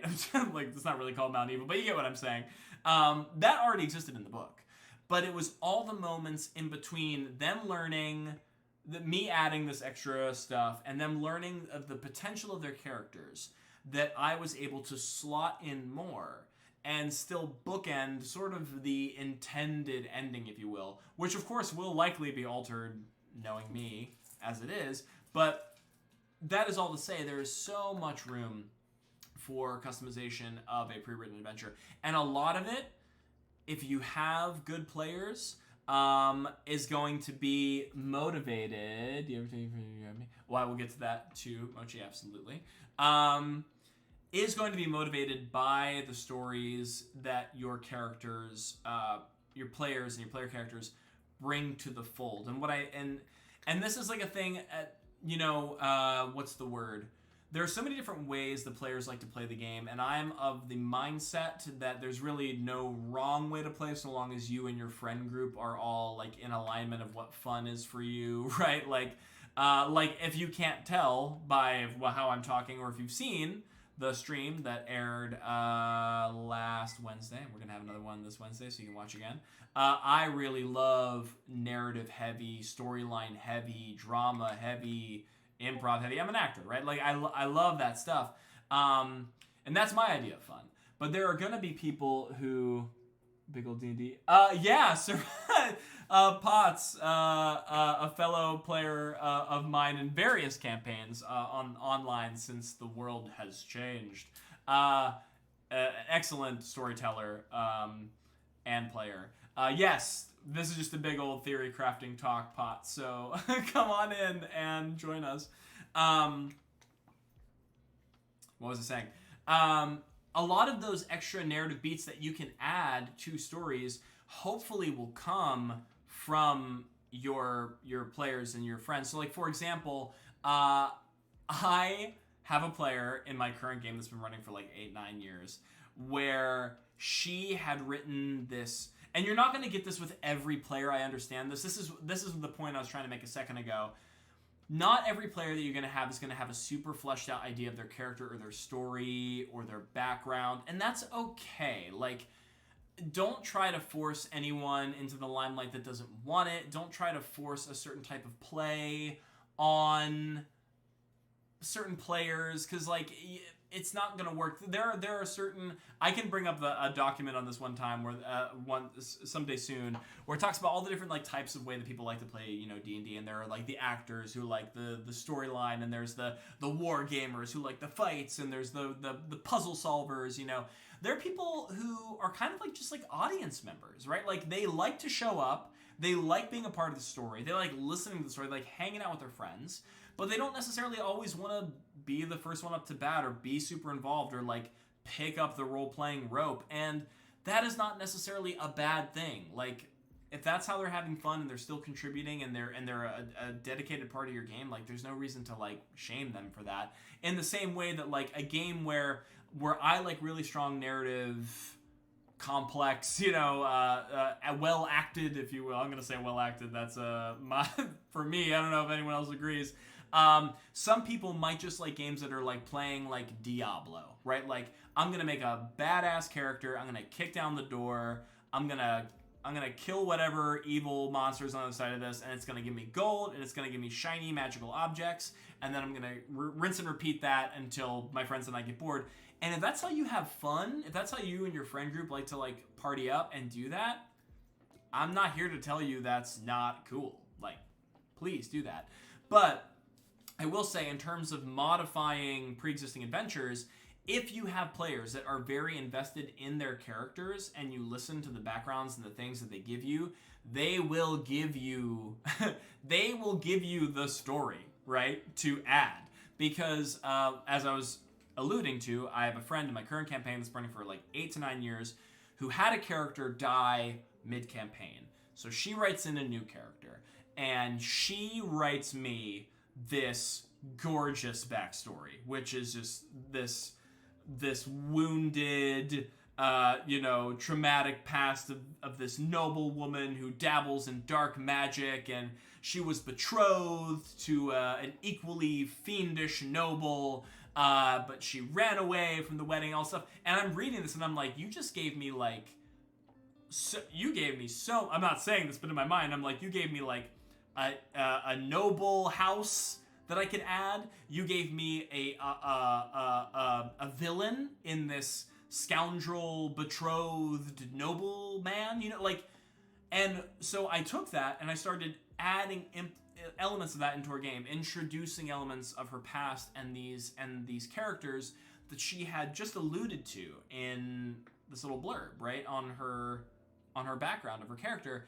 And that gave us at least a whole level's worth, right, of, in terms of, like, character levels, right, of story. That gave us a whole other chapter of their book, because now when they're trying to stop, the evil cult from doing evil cult stuff, now we have powerful, evil, noble, spurned, betrothed ex-husband who shows up and says, well, now I have something to say about it. And, like, that just created a whole other element of the story, which, once again, did not exist in the pre-written material, but is 100% able to be added to your story. So, Amber, that is all to say. Pre-writtens are very malleable. They are very customizable. It just really depends on your level of involvement, and it can take a lot of different forms. You can do it like I did for my first 5th edition campaign, and you can run a completely pre-written adventure and just add or change as you go along. You can do it like the current stream, where you've created an entirely whole new world and province and gods and all that stuff, and then you add elements of pre-written stuff that you might have read from various sources to, like, save you time, and especially if they're already on theme. Like, for example, if you have, like, say your campaign, I mean, this is a pretty standard, what is the standard thing to say, but you have a big war story with goblins and orcs, very, very Lord of the Rings. So many D&D stories involve those elements, books, adventures, magazine articles that just borrow and change and add and shift, and that can be an entire campaign in and of itself. Don't feel the pressure. I don't want anyone to not DM because they feel this undue pressure of, like, I can't design it, I can't write it, I can't change it, I can't, like, once again, the things in the books aren't really real. Like, they give you great structure and they give you great padding and they're great bones, but at the end of the day, they are a combination of words on a page which you can rearrange at your leisure, and so they are very able to be changed. Now, the one thing I will say about changing pre-written adventures, Amber, in terms of less philosophical and more mechanical side, which we haven't talked a lot about the mechanics, we've been kind of theory crafting, but it's important to talk about too. So when it comes to most adventures, they run in such a way that it's escalation, right? You're level 1, 2, 3, 4, things get harder, stranger, tougher, etc. And that is usually gated by your level, right?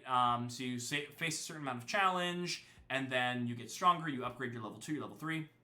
There are essentially 2 ways in which characters can ascend in their level, right? Their toughness, their capability. And that is by either gaining XP, right? Experience points, which is, like, very gamey, anybody who's played, like, a role-playing video game is very accustomed to the idea of XP, right? You kill a monster and your little bar goes beep, beep, beep, beep, beep, beep, beep, beep. The same thing exists in D&D. There is, like, certain target numbers that you can hit. Doing this thing or killing this monster gives you this many points. It builds towards the total number of points. You hit that number, ding, ding, ding, now you're the next level. The other way that you can run leveling up, which I will say, full disclosure, is my preferred level of doing it, is something that has existed in many ways by other names in previous editions, but in 5th edition is called the milestone leveling rule, which, as the name implies, you're not paying attention to numbers, and this is great for me because I am not great at numbers. This is maybe why I like this method. You're not paying attention to numbers, you're not paying attention to XP points, you're not paying attention to any mythical, magical bar that is slowly filling, and then once you hit it, you ascend. You are kind of setting in your mind's eye, in some way, a moment in the campaign where you as a DM feel that the characters have achieved something or enough things of great import that their characters would naturally, get stronger, get smarter, get more capable. And so, like, I mean, the easiest way to sort of link this in terms of campaign writing is, like, anytime they defeat a very strong, powerful villain in your world, right? It's like a very easy thing to be like, oh, they were strong enough to defeat this existential threat. Great, like, now they've upticked. But it can also be, they managed to create an alliance between two feuding kingdoms that have been embroiled in civil war since before time began, or they can uncover an artifact of such great renown and import that it has world-shattering, ramifications for the realm. Like, you can map, once the characters do X, they will ascend to Y, right? The next level. And that is important to keep in mind if you're adjusting pre-written adventures, because in most pre-written adventures that I've seen, most of the 5th edition stuff is written to sort of assume that you're running by milestone. So, like, you're looking at the chapters and you're like, oh, okay, once they, defeat this boss or they find this, ancient fortress in the story, they go up a level. When you are adding things or changing things, it's kind of important to know what you're adding or what you're changing, because those might affect the milestones, right? The points in the campaign where they would get stronger or more capable. And so that is, I think, sort of the more mechanical element to keep in mind when you're talking about, and that's more, I guess, of a science than an art, really, in terms of what we're talking about, waxing philosophical here, is like looking at the campaign story and saying, okay, if I want to make these adjustments, how do I make sure they are still within like a certain accepted challenge for these characters, or maybe do I move them up a milestone to make the next part harder if I'm adding this? Do I scale it back and keep them at this? So that's sort of the actual mechanical piece to really pay attention when it comes to adjusting pre-writtens. But once again, that is all to say, Amber, they are as customizable as you want them to be, and depending on your style of how you're changing them. So I encourage you very much to please find pre-written modules and play with them and noodle with them, make them your own, to start your DM journey. If you want to DM and you haven't yet, don't let that be a barrier of entry. What's also really great about pre-written stuff is, and this is a skill that any DM will gain over time. It's not something that I think is inherent, but consider the fact that D&D has existed. This is the 5th edition, right? So there are 4 more editions ahead of it, which means I'm trying to think, is it like 40 years? I can't think of exactly how long D&D's been around right now, late 70s, early 80s. There is a treasure trove, a literal wealth of information at your fingertips in terms of what you can beg, borrow, and steal from. And, like, you can take these adventures, like, what is, like, the very famous one from 3rd edition that everyone, like just drools over? I think it's the Red Hand of Doom, which is, like, it is a very Lord of the Rings-esque kind of story where there's, like, a war with goblins and ogres and stuff. Yes, and Joe also says the Essentials and Starter Adventures are great places to start. I agree. And there's, what is it, Lost Mines of Phandelver, and then the new one, something, I know it's set in Icewind Dale. I can't remember the name of it. But if you type in, like, starter kit, Icewind Dale, you'll find it. But you can take these adventures that people already, like, adore, and once you start learning, Dragon of Icefire Peak, thank you. See, like, this is why the chat comes through in the clutch. You can take these adventures that already exist, which probably a lot of your newer players haven't seen. Like, if you're playing with a lot of people who are new to D&D and they've only been exposed to 5th edition, and you have this, like, wonderful adventure like Red Hand of Doom, which has existed since 3rd edition, which they've probably never looked at, let alone seen or read, you can just run that. And the sort of the science part that you have to learn as a DM then is transposing the difficulty between editions, like what is level 1 in 3rd edition versus level 1 in 5th edition, because it is different. And, like, when you're reading the books, they show you encounters, like, okay, once the players get to this town, they're gonna fight X amount of goblins and, like, X amount of ogres, right? Now, your job as a DM will then be to look at those monsters, because ogres and goblins, right, they exist both in 3rd edition and 5th edition. You can find their stat blocks without making any adjustments.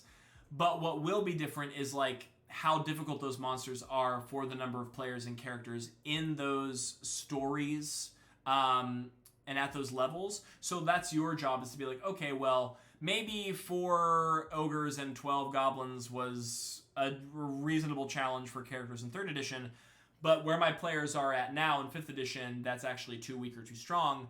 And so you can use the pre-existing stat blocks that already exist for these monsters and take a few away, add a few more, maybe, noodle with the numbers. So you can actually just run literally 40 years of adventures that are at your fingertips by just paying a little bit closer attention to the monsters involved and their statistics and how that plays with your current party members. So that's like another sort of, I guess, more mechanical thing that you can do or will probably learn to do in time, especially if you're like stealing elements from other stories, which I highly recommend you do. I do it all the time. I don't make everything up. I mean, I make a lot up off the top of my head, but I mean, no, I am a person with a full-time job and other hobbies. So yeah, sometimes I like steal stuff and change it, and it's great, and no one knows. So hopefully I will be a good example for you in that way. Yeah, theft is great. Mochi says theft is great, and all of the rogues and thieves in all of D&D will 100% agree with us.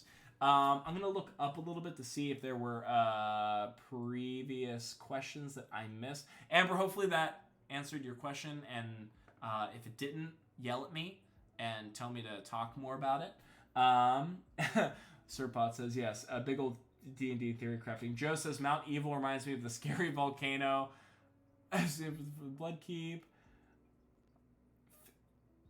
Yeah, no, that's true. It's a very veiled, like, Lord of the Rings reference.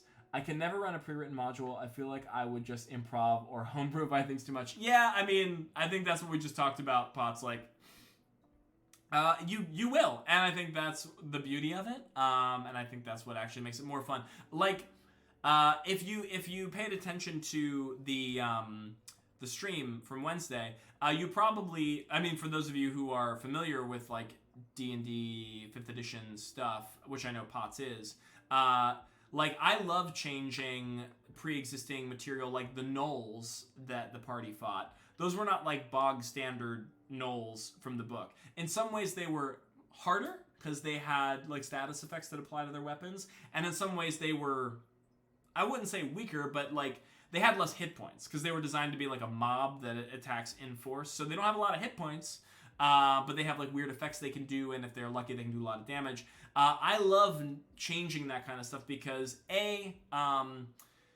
especially when you start playing with more tenured player characters, you know, when you say something like, oh, you see the Storm Giant, you know, you're about to face a Storm Giant. There are, as much as people want to not meta, right, and they want to, like, be in the fiction of the moment, they're going to be like, okay, well, like, I know that the Storm Giant is, like, resistant to X, Y, and Z, and they have, like, this magical power, and, like, you know, like, that happens. And it's not, like, it's not a, neither here nor there, not a good or bad thing, but, like, when you become that involved in the mechanics, like, you will start to have those reflexes. So as a DM, being able to say and change, because once again, everything in the book is not really real, being like, okay, yeah, like, it's true, Storm Giants, you know, do have this resistance, and they do have this spell, but this one in particular also has, like, this magic item, or, like, this special ability, because they had this ancient training from a mentor from another time, or like whatever your story is, right? You can change how these monsters think, operate, their special abilities, to throw your players for a loop, and just to make things more interesting. One thing that I do for D&D is particularly combat, and this depends on the combat in general. Like, for example, the combat that I just referenced in the stream that we did, there's like kind of a couple dials that I think you want to keep in mind when you're running combats. And one of them is definitely like atmosphere. So like, what is like the story being told from this combat, and that will help you like design certain elements of it. So like in that moment, in that story, if you watched, and if you haven't, like, minor spoilers, it's like, oh, it's an ambush from these like sort of savage creatures. They don't have a lot of complex tactics going on, but they attack in force and in wave. And it's an ambush. And so how you place the monsters and how they arrive sets the tone for that combat. That's like one of the dials you want to pay attention to. This can be adjusted in like kind of different ways depending on what the monster is. So like a horde of simplistic savage monsters versus that attack you in waves as a surprise is going to operate and feel much different than, like, you know, to reference the storm giant again, you know, the storm giant that you meet in their hall, they've been expecting you, you know, like those all set different tones, and that's going to change how they operate in the fight as well. So when I'm designing, let's say an encounter that involves more than like one type of monster, so like the Knoll encounter that I referenced from the stream is probably not the best example because they're all kind of one of the same horde. One thing that I like to do to sell like sort of the atmosphere is I like to give each of the creatures, and I'm going to open up, if I can find this file. This is a thing that I borrowed from 4th edition. Once again, steal things from other editions because they are brilliant. So one thing I really liked about 4th edition combat design was that each monster was given a specific tag of what function it had in the combat. Now, 4th edition was a game that was heavily skewed towards combat, particularly strategic grid-based combat. But like, you know, you could make a monster. You would like read a monster stat block, and it would be like, okay, this is the, you know, the evil wizard. They are a controller, quote unquote. That is their role. This is the orc crossbowman. He is an artillery, right? And so this is the ogre point man. He is a brute, right? So in your mind, you are already slotting these beings to maintain certain functions within the combat. Like the controller, what do? They control things. They manipulate the environment, the battlefield, in favor of their allies. What does the artillery do?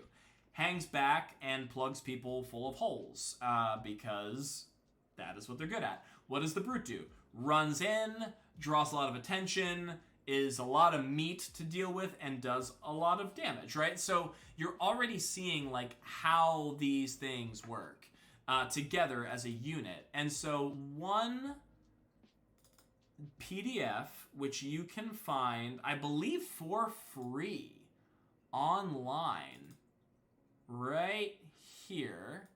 I'm going to scroll all the way to the top. So Giphy Glyph, right, is the author of this particular document called Monster Maker.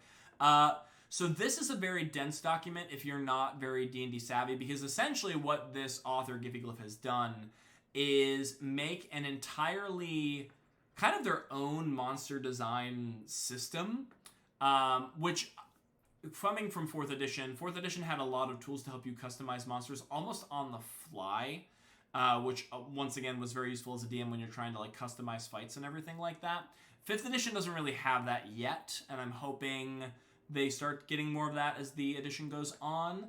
Love the artwork. Yeah, I know. It's a really, I don't know if they designed it or not, but it's great stuff. But this document contains great tips on custom monster design, and one of my favorite things is, I'm gonna scroll through some of this, blah blah blah. Okay, right here. So Giphy Glyph kind of resurrects the idea of monster roles, and they tell you like, okay, so if you have a monster who's a controller, here are some ideas for abilities you could give a monster and like what it would do to help fulfill that role, right? So like, for example, they can be as simple as, okay, here's a monster who's going to be a defender. So he's going to be like the tank monster who like rolls in there and just distracts the heroes, you know, on the front lines. It can be as simple as, okay, they get a free +2 to AC, which is, if you're new to D&D, armor class, right? This is what determines how difficult a monster is to hit. So in D&D, there's kind of like 2 stages to a fight. You either see if you hit them, and then if you do, then you deal damage, and you deal enough damage, and they die. So it's kind of like a system of checks and balances. So it can be as simple as like, okay, they just are harder to hit, which makes sense for like a creature who wants to run in the front and defend against things. But it can also even be more complicated. So one of my favorite defender abilities that I like to put on monsters sometimes is what is this? You Can't Leave, which also has a great like narrative sort of name, which pretty much like if the defending character like hits a player, it like drops their speed to 0, makes them like stuck in place. It's like a great kind of ability to say like, you want to get to my friends, you have to go through me first, right? These are things that you can tack on to monsters that really help you design combats in a more proactive and cohesive way, right? So, like, there's nothing wrong with, like, if, using the example from the Red Hand of Doom before, like, if you want to take 12 goblins and 3 ogres and turn that into a combat, that will 100% be a functional combat, which the players will either have a difficult or easy time getting through. But there's not necessarily a lot of strategy there, right? Like, you can read the blurb, like the stats for a goblin and ogre, and you know what they individually can do. And unless like you're really, savvy on like how they can work together as a team, they're just a bunch of monsters that have similar stats that are operating together in tandem. But if you take that same ogre and suddenly you give it what's one of the things, here's like the striker role, right? So you want to run and do a lot of damage, which makes sense for an ogre. Here's like an ability called Cleave, so you can attack 2 adjacent targets that are within reach, dealing full damage to each. So just like spreading around the damage level, and then you can say, okay, well, if the ogre's gonna do that, maybe the goblins are more. What would a goblin be? Maybe the goblins are, let's say they're lurkers. Maybe they're just like hiding on the sidelines. Let's give them all a free, a cunning action, right? So like the ogre can go in, swing and hit like 2 adjacent targets, and then the goblins can quickly dash and double their movement speed and like rush in and like stab on people and then bounce before they have, like, your player characters have an opportunity to react, right? Or react well. Now they've just been like pounded by a giant ogre. So like, this is like one of my favorite things to do in terms of combat design is paying attention to like the roles that monsters play on the battlefield and how them working with different sets of rules can help affect change and like change strategies for the combat. If you are, I'm right now I'm just talking like I'm looking at the wrong camera again. I'm just talking about design combat principles right now because it's where I fell into. If anybody has any other pressing questions or that are not combat related, please post them in chat because I'm just sort of on a wave right now. But I think it's the Angry DM. There's a blog out there called the Angry DM, which I read sometimes because although their like writing style is kind of like, the joke is like, they swear a lot and like blah blah blah. They have some great tips and tricks, so I recommend you look at their blog. But they have a great article about like the ABCs of combat, right? So the atmosphere we talked about. I'm enjoying this wave. So the atmosphere is one thing. So like having one monster sitting imperiously in its throne, knowing that you're there, right, is a very different atmosphere and will probably lead you to design a different creature as opposed to you, in our previous example, throwing like a horde of frothing gnolls at a party in mass, right? And that atmosphere not only changes how you design the monster, but also maybe how you set up the battlefield, right? Because like let's say the atmosphere you're trying to sell is the party is creeping through a dark dungeon, because we're in D&D. It's a tomb, and it's filled with undead, right? And so you want it to be creepy, and you want it to be spooky, and obviously you know that they're fighting undead things. A thing that is atmospheric and also can change the way that the combat functions and is designed is like how the enemies appear. So say they're walking down a corridor that is like filled side to side on either end of them with like mausoleum slots for coffins or whatever.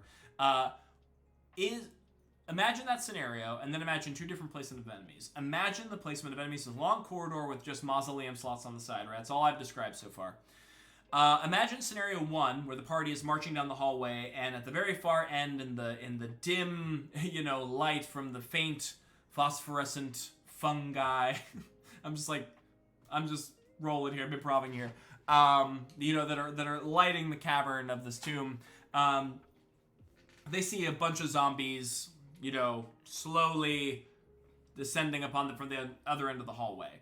Atmospherically, what does this sell? It sells sort of like an even playing field. We're over here, they're over there. There's nothing really in between us but distance and maybe other obstacles if you so decide.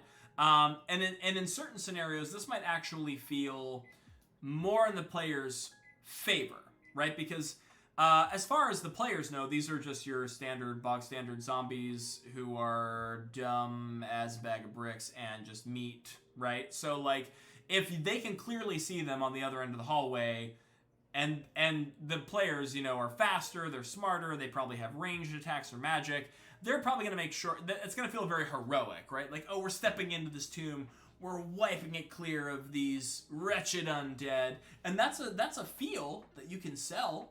And if that's the moment you're trying to give them.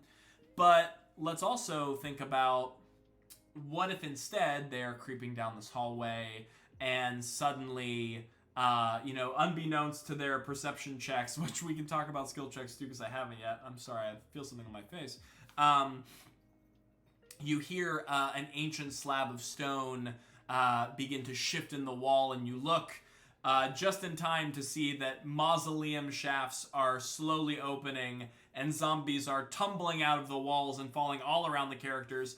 This suddenly sets a very different tone dramatically, atmospherically, and also in terms of how the battle looks, right? Because before, heroes were here, bad guys were directly in front of them, straight shot, we already have our battle plan, we just outrange them or outpace them and it's done, versus, we're actually now surrounded on all sides because these things fell out of the walls or crawled out of the tomb. So A, you checked your spooky off because you're like, I just had undead things crawl out of the walls.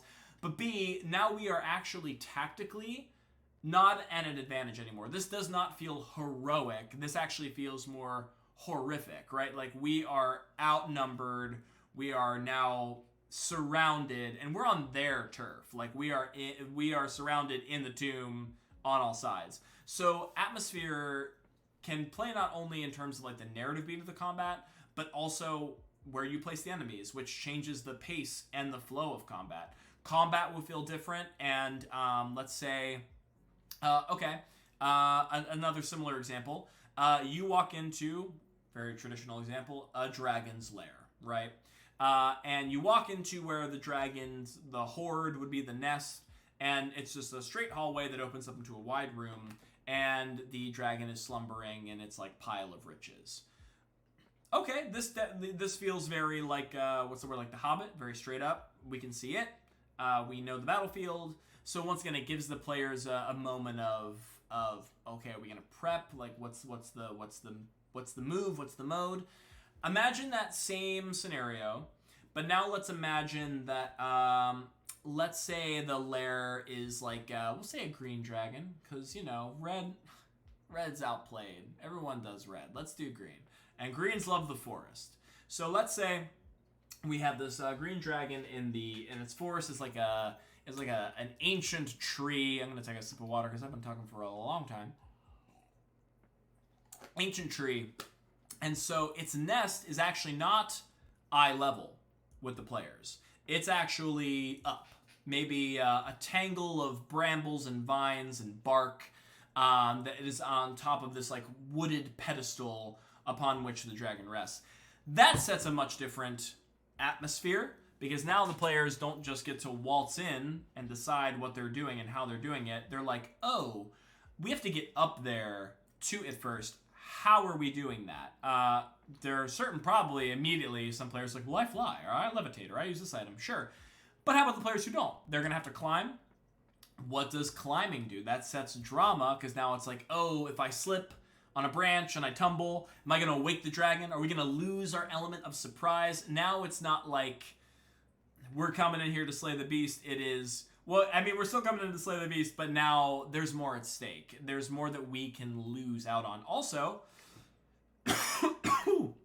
excuse me, it changes the battlefield once again, because instead of just being a flat surface in which players are on one side, monsters on the other, now we have elevation to play with. We have height, we have depth, we have, it does feel more immersive, yes, to Mochi's point, and also provides you as the DM with more opportunities to use the environment as like a tool for the monster. Because obviously this thing can fly, so it's going to have a much easier time getting up and down and around this battlefield than your players are, and you can use that to your advantage, knock the players off, make them fall, maybe attack them while they're climbing. It just sets a very different pace and tone to what they're trying to accomplish.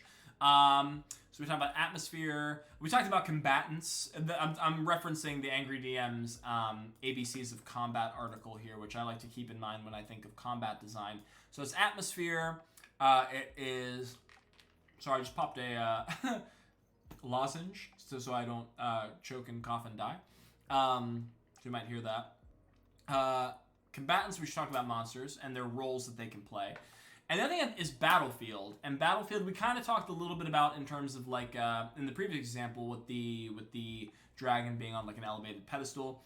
But the actual design of the area of combat can drastically alter how it is played for both sides of the party, or I should say both parts of the combat, the party and the enemies. We're talking about a very famous sort of example. There's usually in a D&D campaign at some point there's gonna be an arena fight. It's just how it happens. Everybody wants to have their like Spartacus moment where they like do battle and duel in the arena. And if the arena is, let's say, a flat sand pit, even on all sides, this sells, I guess, a certain story that, like, this is an honorable fight. There is no other element that could change the outcome of this fight. It is your skill and your skill alone on the onlookers, the endless onlookers all around you against your combatant or your monster, whatever it is. There's nothing else helping you or hindering you. But if you think of, like, Star Wars, right, which also has a very famous arena scene in, what is that, episode 2? Is that Attack of the Clones? Am I getting my Star Wars?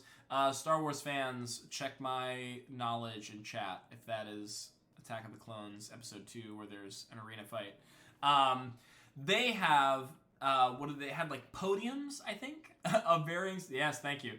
Podiums of various size, which were like obstacles which some of the heroes used to evade monsters, to climb on top of.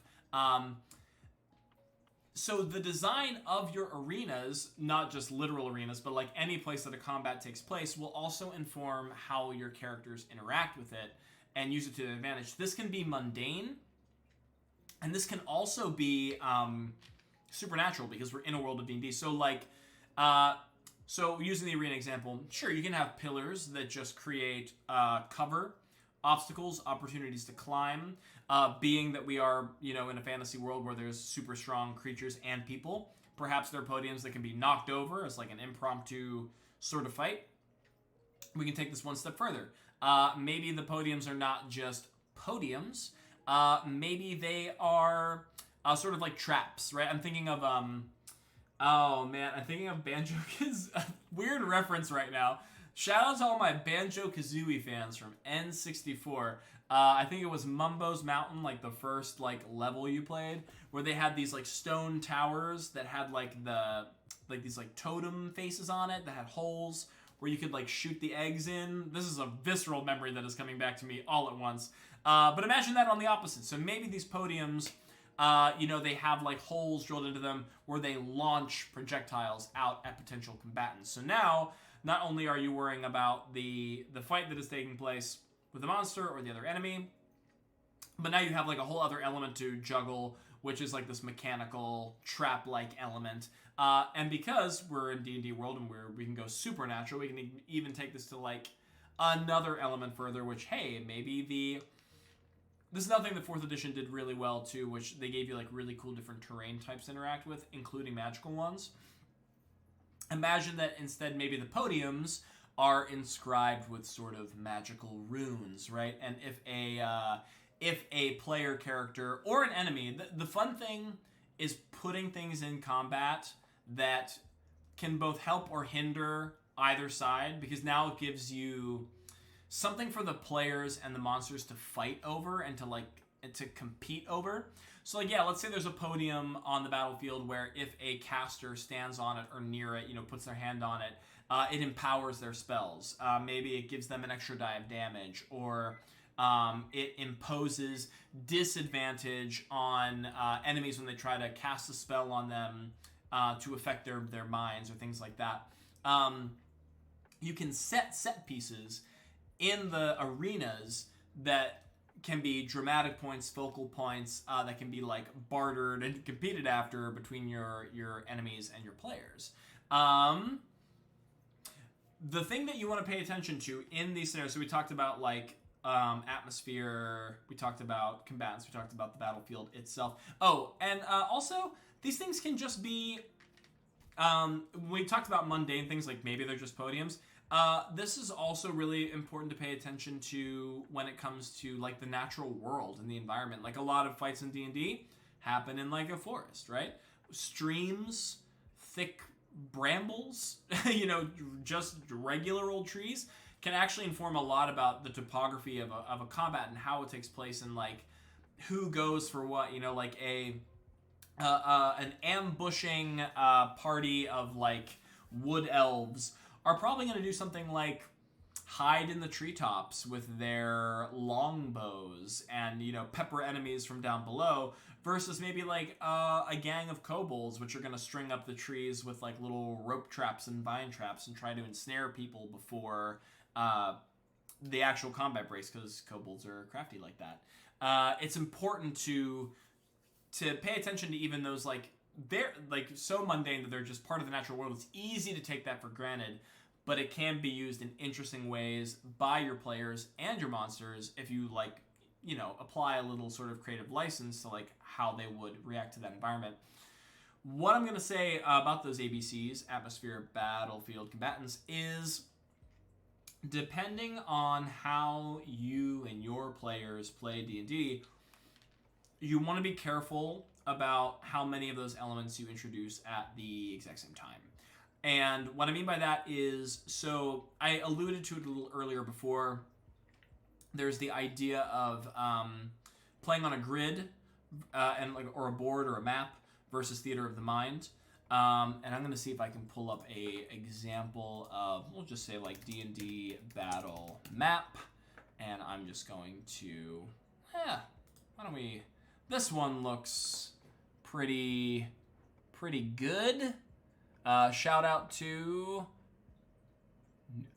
Neutral Party, apparently, is the name of this this artist who has made. Oh, I can't do anything. You can kind of see that, right? Looks like a little bridge, and there's a little grid on it. Shout out to Neutral Party on Pinterest. So, D&D is born from a long line of war games before it, right? Where people were actually reenacting, replaying, sometimes historical battles, like, I don't know, what's a cool historical battle? The Civil War, I don't know. You have little miniatures where you're like on like little maps and you're moving your tanks and your dudes and your planes.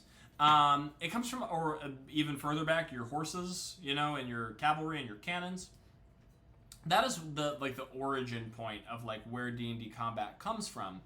And so when you are looking at D&D books, oftentimes when combats are shown, they are shown in this format where you have like a map of the area that's like top down and you have this grid, because a lot of D&D is designed to work in these grids as like 5-foot increments. Like from this square to this square right here is like 5 feet in game feet, and various spells and various effects are written in like 10-foot increments, so you can kind of do the math and be like, oh, if I can move 30 feet, I can move 6 spaces. If I can shoot 30 feet, I can shoot 6 spaces. That kind of thing.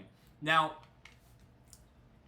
there are people who will live and die by this format because it is how they were raised, and I played a great deal of combat on a grid when I was first learning D&D. It's actually the only way that I played in high school and before.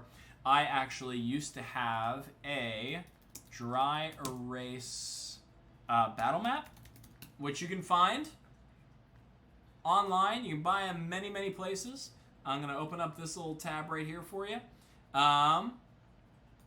Maybe this is yeah. So like you can see this here, it's just a big old blank map, little grids on. You can draw whatever you want on it to sort of quickly create any battlefield you want. This was how a lot of people cut their teeth playing war games and playing D&D, and so that the rules are written a lot of times with the assumption that this is, you understand this, and this is how you're going to run the game. That is like, I don't know what the official term would be, playing on a grid, playing on a board, playing on, I'm going to say playing on a grid. The other style of play, which has grown in popularity, I mean, it's always been the thing, but I think is definitely grown in popularity, is theater of the mind, which is, if you've watched the stream that I do on Wednesdays, and hopefully you'll watch more, is what I do, and that is essentially no board, no minis, no map. It is all narrated by the dungeon master and interpreted by their understanding of the area that they've designed for the party to be in. It's all essentially like a giant game of improv, yes, and with some rules attached. Well, I guess improv has rules attached, but you understand. There's no props. Playing on a grid is very prop-oriented, whether that be physical props, whether you have like an actual mat or a board, or nowadays, especially because there's so many digital tools available, and things like D&D and Beyond are so popular, and Roll20, we can have like a digital map that you can share with your players and like have them move on.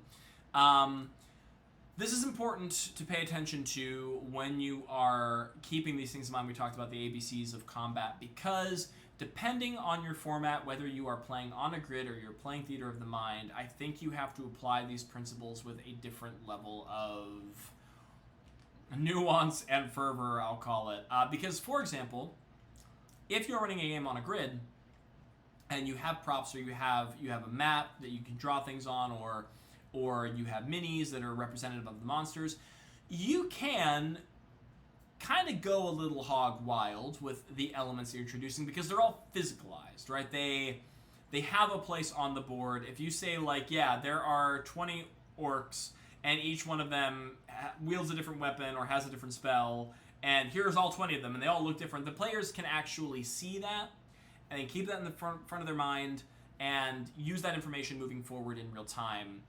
As opposed to Theater of the Mind, where they're juggling so much mentally in terms of what they're experiencing, right? Because you're just narrating it, and they have to use their mind's eye to perceive those events. You kind of want to keep those elements on a tighter leash, because the more you add, the more they're now juggling, and the more they can possibly lose in the shuffle. So I would recommend, like, if you're using those gauges, like the ABCs, try not to go over 3. Like, if you're going to have a combat with, like, 3 very distinctly different monsters, maybe just have that. Keep the battlefield kind of simple. Don't add a lot of, like, crazy elements to it, because the monsters themselves are already adding, like, a lot to the dynamics of that combat. If maybe you have if you want to use all 3, right? Maybe you have like a really cool terrain where there's like a massive cliff that they have to scale, and part of that cliff has a cursed statue scrawled onto it that has a special effect if it is interacted with, and you have a type of monster available. That's like 3, top it out. There's really no reason to add more, because once again, you are asking a lot of your players to remember and interact with that stuff constantly. The beauty of having the Theater of the Mind, and so you might be hearing that and you're saying, well, then why would people do Theater of the Mind versus something like a map or a board, if you're recommending to kind of pull the reins a bit harder on it. I will tell you why I prefer Theater of the Mind combat and why it's been such a boon to me as a dungeon master. Part of it is logistical, and part of it is more, I guess, philosophical. If you are playing with a map and a board and minis and things like that, it is an actual real world expense, and that is money and storage. Like if I'm gonna buy a bunch of terrain and like little fake trees and rocks and statues and monsters and all that stuff, I have to buy it and I have to keep it somewhere. And if I am playing with my friends, depending on where we're playing, that is something that I have to like. If I'm going to my like. When I'm playing in New York City, when I first started playing, when I moved, I did the dry erase map because it was easy to carry around, right? And I would just draw everything on the board as we went.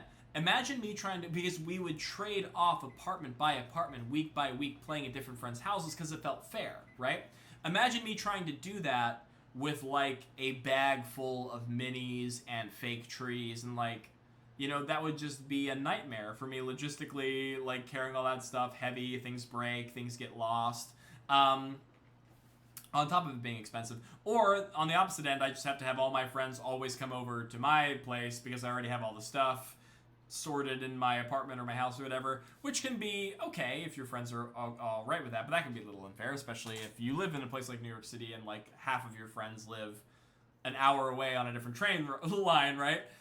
The other thing besides the logistics of storing, buying, managing minis and training, things like that I find can be a limiting factor in running combat on a map, like with a physical grid and things like that, is I feel like players sometimes get this tunnel vision, this sort of like a very board game or like video game-esque mentality where the only things that exist within the narrative of that combat of that moment is what is visible on the map, right? Like if I have placed 8 trees on this map and a couple of boulders, those are the only things that exist within this particular forest glade, and I can't interact or interpret anything else than what the DM has placed in front of me in that moment. Which, is kind of like in some ways can be kind of a useful shorthand to know how to maneuver through the arena you've been given. But it does limit creativity, and it does, I think, discourage players from using more of their imaginations to envision a more rich or interactable world. For example, I found, like, I've running both styles of play in my tenured history of being a dungeon master. Like, I have found, like, if I would tell a player that the scene, is like an arcane laboratory, and, there are shelves of various, vials of alchemical reagents and magical stones and all that stuff, if, like, I have a mini that represents that, like maybe a desk with, like, cool things on it, and I put it on the board, yeah, they'll interact with that, they'll play with it, whatever. If I have a drawn battle map, right, in which maybe I draw a box on the page that represents the work table. Maybe I write work table on it. Like 50-50 whether or not they interact with it. Because at this point it's just like set dressing. It's just like a little box on the paper, which may or may not really interest them in terms of what is happening in the scene. If I tell them, if I'm narrating it, if it's theater of the mind, if it's all improv, and I'm describing the workshop and the alchemical materials and all this stuff, the players are being trained. The more that you play theater of the mind, they are being more and more trained to listen to your words as opposed to relying on their physical props. And so their mind starts playing a little bit too. They're like, oh, well, if this thing is on the table, if this like frothing red potion is on the table, I wonder if there's any like explosive powder, right? Like their minds will start taking the story in unique ways. And they might ask you, as the dungeon master, hey, is there any explosive powder on this alchemist workbench? And then it's, now they are adding elements. You don't have to add anything else. So you've maybe done your magic 3, that I told you should stick to. But if the players decide to add more on their own volition because it is something they can choose to juggle in their mind's eye, go with it. Maybe like, if it's something like completely out of left field that doesn't make any narrative sense for it to be there, don't add it. But like as a DM, if my player would be like, yeah, this is an alchemical workshop. Is there explosive powder in here? I'd at least like say like, sure, give me like an Arcana check or an investigation check to see if it's around. And if you find it, hell yeah, there's explosive powder in this lab. And now that adds a whole new element to the fight, because now you have, you know, everything that you've already done the work for, the monsters and the set dressing and the lab and all that stuff.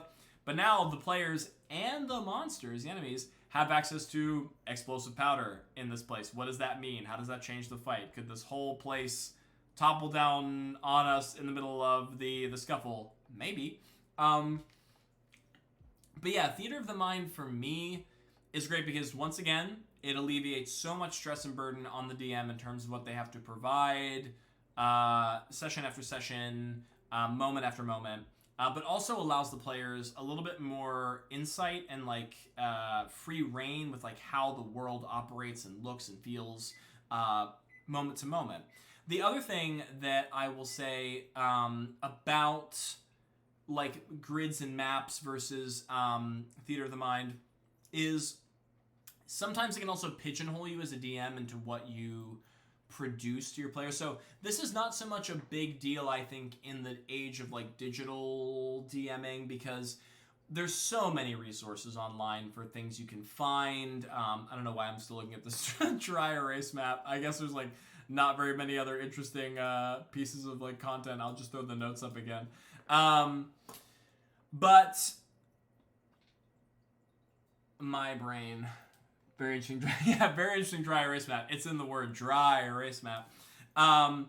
Let's say I have designed an encounter for my party members where they're going to fight. What's something that I haven't named? They're gonna fight a mind flayer, because I talked about mind flayers earlier. And if you're not familiar with what a mind flayer is, it is like a very smart, tall humanoid with like an octopus head who like eats brains and is psychic. So that's pretty spooky, right? Let's say I've designed this combat with a mind flayer. It's going to take place underground. It has brainless little minions around. So as a DM, I'm DM number one. I use maps and I use grids and stuff. I have prepared for my party an underground map with cool rocks and crystals and set pieces. I found a badass mind flayer mini. And I've also found like a bunch of minis to use as like the little brainless minions. I am really invested in that scene happening. Literally monetarily invested, and I am also invested in that happening because I wrote it. And like I want to see my players do it. This can really pigeonhole you in terms of what you present to the players, because now your internal needle is like all roads must lead to Rome now, right? Like everything should get to the mind flayer, and if it doesn't, like it's kind of a waste of your, at least in that moment, a waste of your time and a waste of your investment.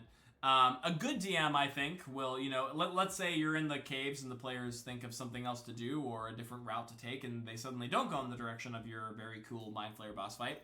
A good DM, you know, it will acquiesce and, you know, come up with a new scenario, or hopefully have a side idea planned that they can bring them to.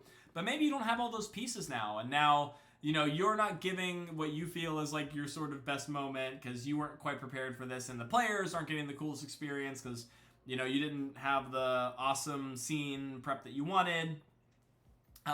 It can really sort of force your hand a bit.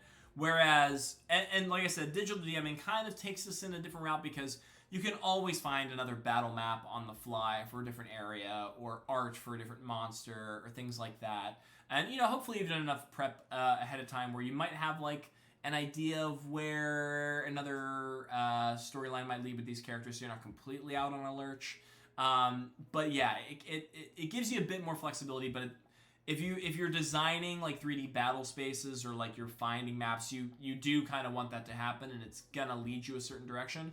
Whereas Theater of the Mind, as long as you have those scenarios pre-planned, or, you know, a variety of situations around where the characters are sort of in your pocket, it doesn't really matter where they go or how they choose to get there or when or why, because they're already so trained and so used to having the world and story and the combats and everything narrated to them verbally. They don't know that, or they don't feel, cheated, or they don't feel the lack of scenario A because they went with scenario B, because you're just selling it in your descriptions and your improvisations as much as you would any other scene. So it definitely, the theater of the mind element allows you, I think, a much greater deal of flexibility, even if it's like I don't want to say self-imposed flexibility, because it's more like it's very freeing, because before it might have been a self-imposed idea where like this has to happen this way because I bought it, I planned it, I made it, versus theater of the mind where it's a little more liquid, it's a little more free flowing, and you can sort of have more organic experiences with the players and the player characters moment to moment. I had something else to go off on theater of the mind, but my brain is sort of lapsing here. Do we have any current thoughts about what I just said in that long ramble? And you can feel free to like follow up with any other questions to what I've said so far about that, or I can find another interesting thing to talk about. Looking at chat for 1 second while I think. But yeah, theater of the mind. I think it definitely sells itself more to people who are inclined to improv and act a bit more. And I guess this is like a good thing we can talk about, like a good transition is playing good D&D is not acting. I think a lot of people get scared to play D&D or Dungeon Master in particular because, especially in the age of the digital content creation world that I'm now a part of, ironically enough, as I say this, and ironically enough, as I am an actor and I like this element of D&D, that you have to like be an improv master and you have to be have a repertoire of voices and ready to roll for every character, and that you come across or you make, and that's not true. I would never want someone to not play the game because they were shy of not having like a cool voice or like a cool way to act at the game. This, of course, is going to be playgroup to playgroup. There are groups that are far more invested in having those characters like feel alive and be in characters, play the role as much as possible all the time. But kind of like as we talked about before, if your playgroup is like playing a Diablo simulator where all you're doing is kicking down doors and killing monsters, then you really don't need a strong character, quote unquote. You need to know how your character works mechanically speaking, but you don't need to have a ton of personality. And there are groups that fall in the middle. Like I can think of like characters that I've played with over many years where I've had playgroups where, even now currently, where I have playgroups that I have certain characters that give me a ton in terms of like their character narrative and role-playing it in the moment with the team. And there are those players who, like we talked about before, who may be more on the audience member spectrum, who just kind of want to experience the story and they want to help when they can, but they don't necessarily want to always be talking or inventing new scenarios or improvising. And that is fine. So long as they are still contributing, so long as everyone is still a part of the tale that is being woven together, then you're in the clear.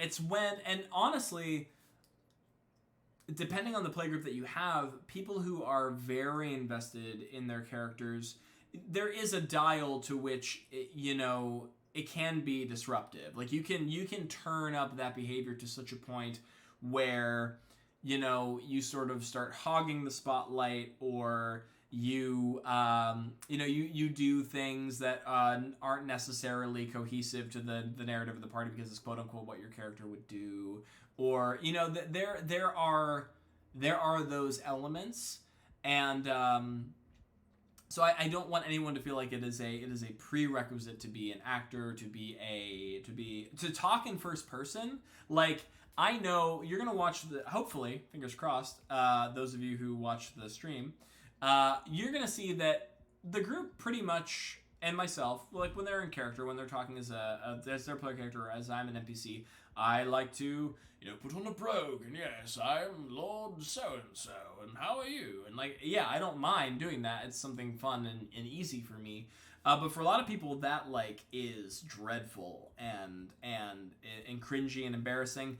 And to that, I say, then don't do it. Like, there is so much characterization that you can get out of, even if you want to role play, but you don't want to do that. There's still so much characterization that you can bring to life in a character, even by talking in the third person. Even if you say, yeah, my character, whose name right now is going to be Grunt, is the name of the character. It's a barbarian, and its name is Grunt. I'm going to say, Grunt walks over to the barkeep and slams his fist down on the table and says, "Get me your strongest drink as fast as you can." Like, okay, I did no voice. I mean, I said it emphatically, but I didn't like put on a Grunt voice, which you could do. But I just narrated like a little book that you read, your favorite fantasy book. I just said it like I would read it. And you get a lot from that character, right? You know that Grunt is big, strong, and ornery, and he wants a drink, and that's all you need to know in that moment. So I encourage everyone to be in character as much as they can and they want to be, because that is part of the fun. That is part of the fun for me and for a lot of people for D&D, is like, oh, this character is real, quote unquote. Their feelings are they're valid, and they react to things, and they love people, and people die, and things affect them emotionally in the world. But that doesn't mean that you have to like assume that in first person at all times, especially if that is uncomfortable for you. Once again, a very important thing to talk about at a session 0,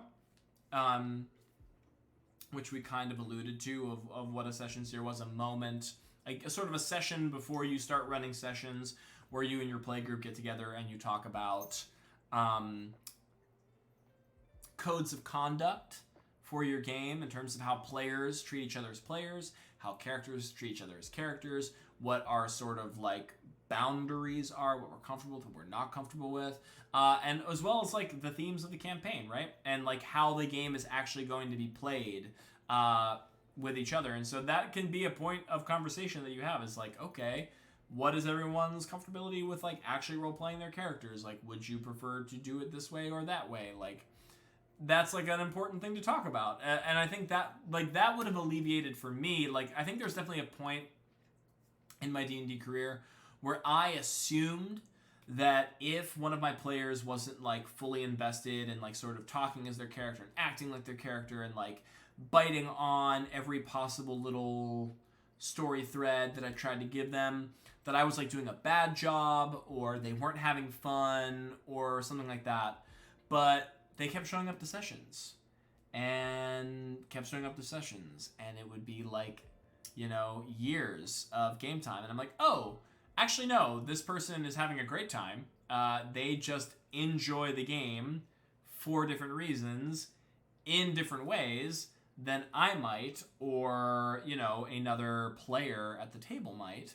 And that's not wrong. No one's wrong for that. So please don't let like acting, quote unquote, voice acting, improv acting, whatever, stifle your want or your desire to get involved in the hobby. Because, I mean, that's also the beauty of this whole hobby, is that it really allows you to reconnect with like playing pretend. We talk a lot, I think, like as a society, especially like now that the world is so different, of like burnout and being a part of like the meat grinder that can be the world, and we really lose sight of a lot of things that just bring us joy, like as humans, and that spirit of play and that spirit of just existing together with other people. And even if you're through like a screen, or even if you're through like a message board, like a play-by-post game, which is like a whole other genre of game. Holy crap, that I like just did not even talk about, which is a whole thing. All right, side note on that, play by post,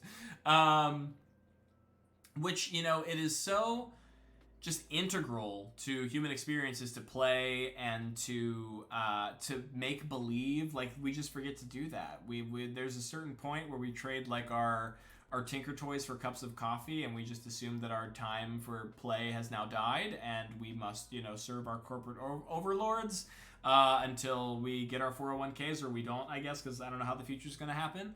But the ability to step into something like D&D and really give yourself over to those parts of your, I think, much more authentic self, that more childlike self, that more just that self that wants to have fun and be a part of a communal experience with other humans.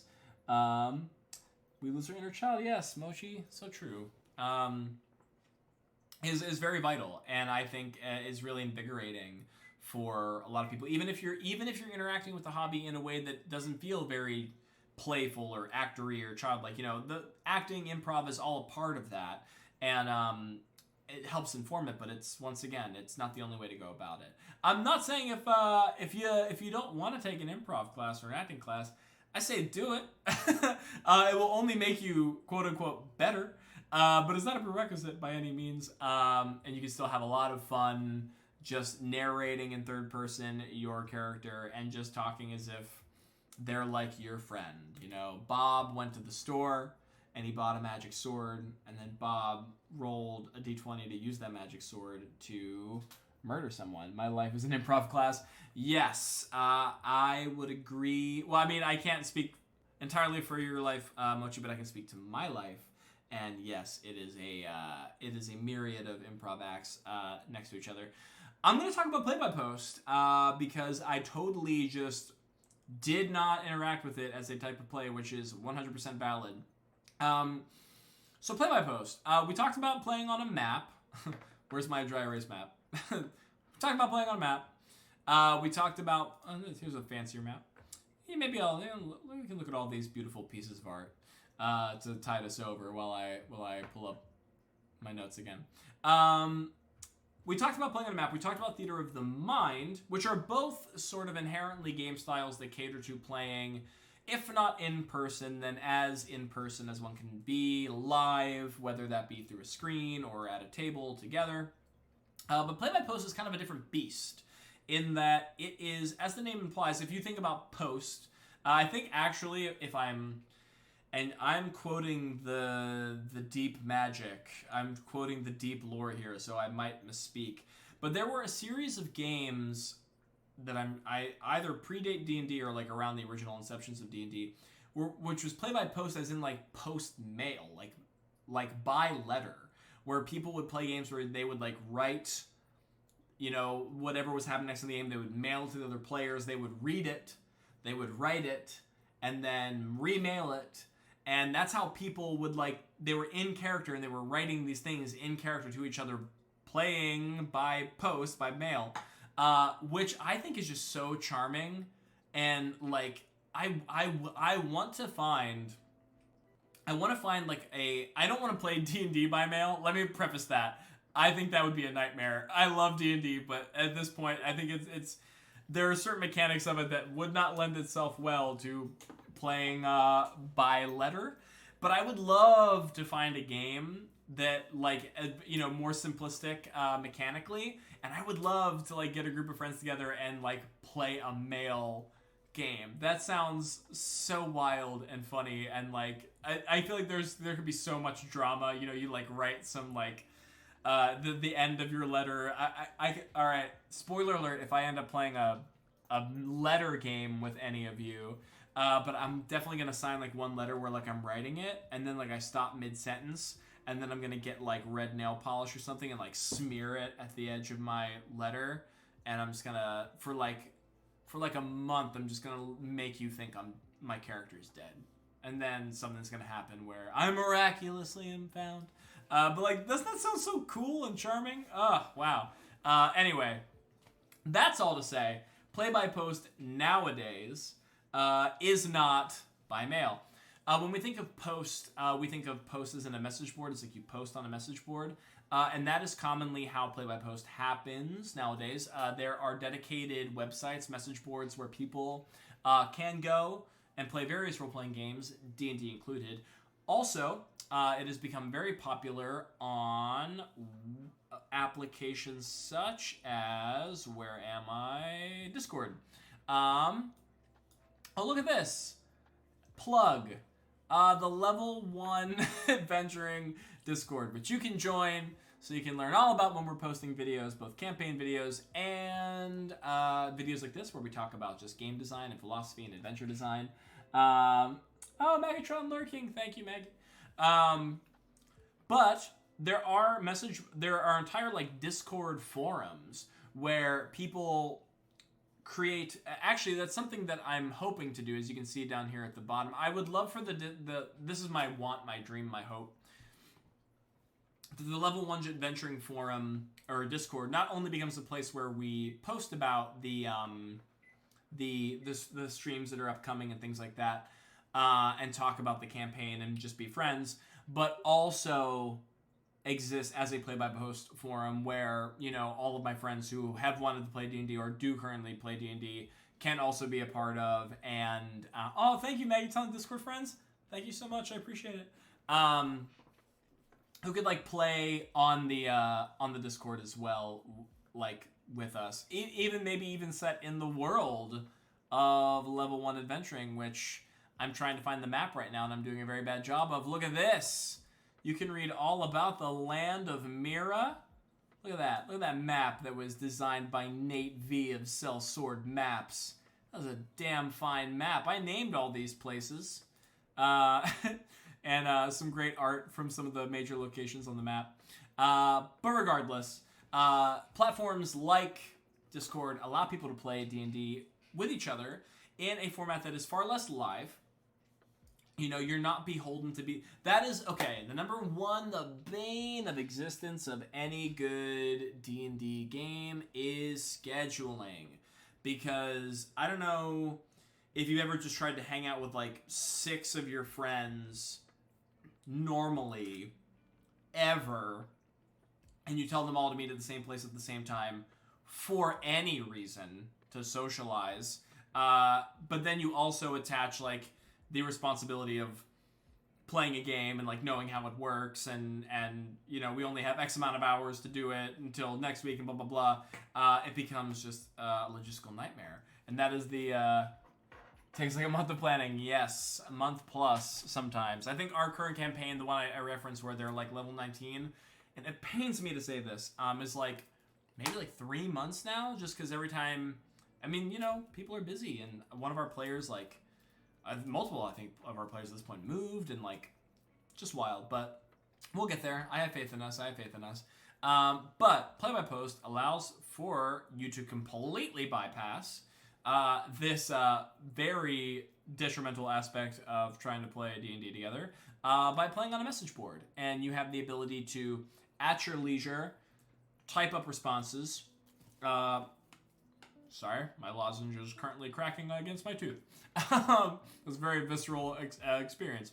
Where you can play at your leisure, type up posts to be interacted with when the other players are available and can, you know, type back. This style of play, just like talking about theater of the mind versus playing on a map or a grid, has its pros and cons.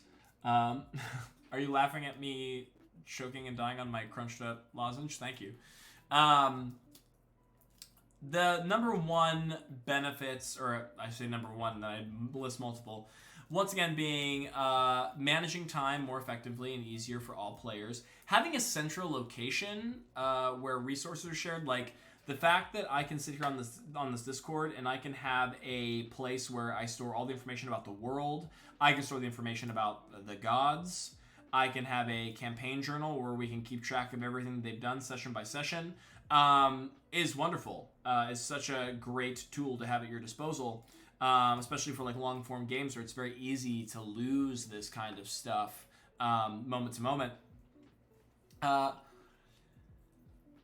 it also requires, at least in my experience, a greater knowledge of system mastery.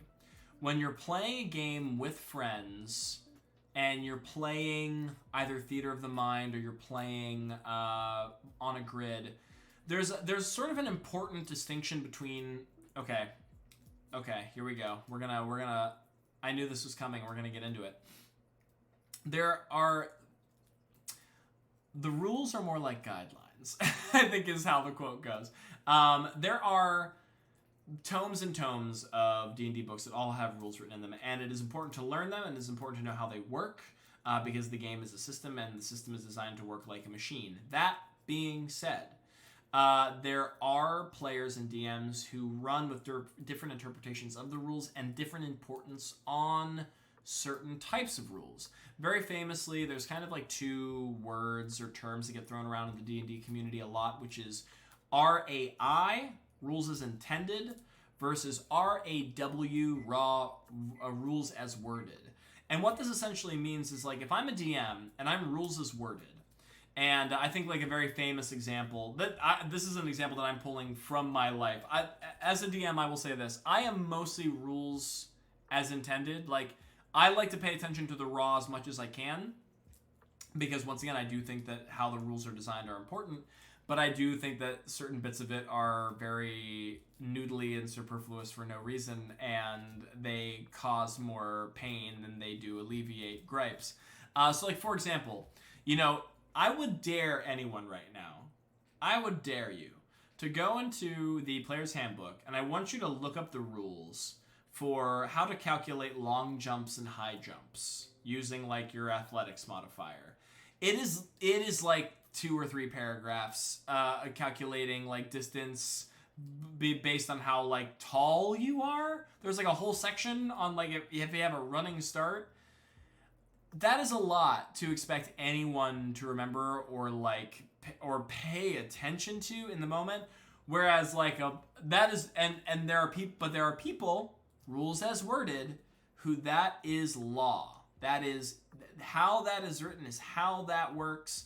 And if your character wants to jump over the rocky ravine to the other side of the cavern, then you better have the formula either on hand or calculated for like how your long jump, how long it's going to be if you get the running start before you hit the ravine and you take the leap, right? That is rules as worded. It has to work that way because that is how it was written in the book.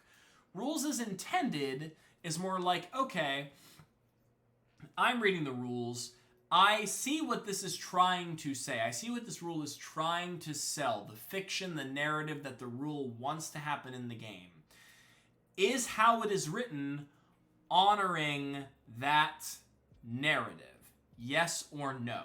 And if it's a no or a maybe there's a better way or a different way to do it that is like less of a headache for everyone. So like for me, if your character is like gonna be running towards a ravine and wants to jump over it, I'm not going to make you calculate the running jump distance. I'm gonna make you make an athletics roll, and maybe depending on the scenario, I might impose advantage, disadvantage. If you have any special items or abilities that will help you, maybe I'll give you like a bonus. But I am not that guy. I will never be that guy to look up that formula because it's just too much. I don't like math, number one, and there's nothing wrong with that. People who don't like math represent.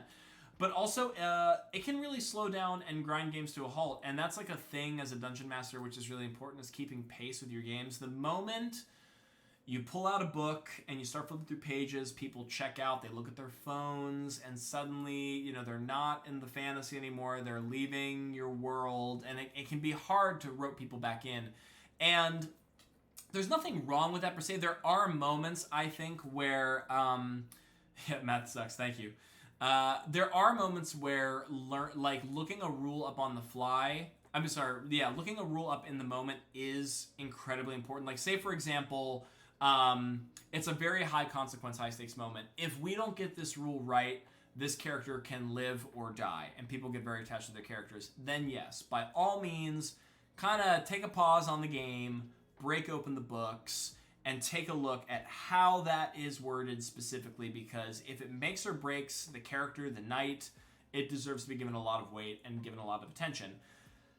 But on the other end of the spectrum here, if I'm like running a chase scene and like the pace is fast, they're getting away, they're jumping over the ravine, they're swinging on the rope to get across the bridge to escape, and suddenly, you know, we have to take a 10-15 minute break because we have to look up how the long jump works. You really just take the wind out of everyone's sails for that moment, and it can really undercut for what might have been a really interesting dynamic moment. And so rules, that is sort of my take on rules as worded versus rules intended. Neither is, once again, wrong. And they both have their place, but I think DMs fall into one of those two camps. And that is why I bring it up for the point on play by post, because I think that if you want to play by post, which I think is a great format, I've been over quarantine. I spent so much. Potts, if he's still on stream, I'm not quite sure, can definitely attest to the amount of play-by-post that I did in quarantine, because it was just like, what else were we doing? I was eating like Tubbs ice cream and playing play-by-post D&D, because that is like all that I did. My brain just left my body. It is coming back to me. We were reconnecting, reestablishing connection. Here we go.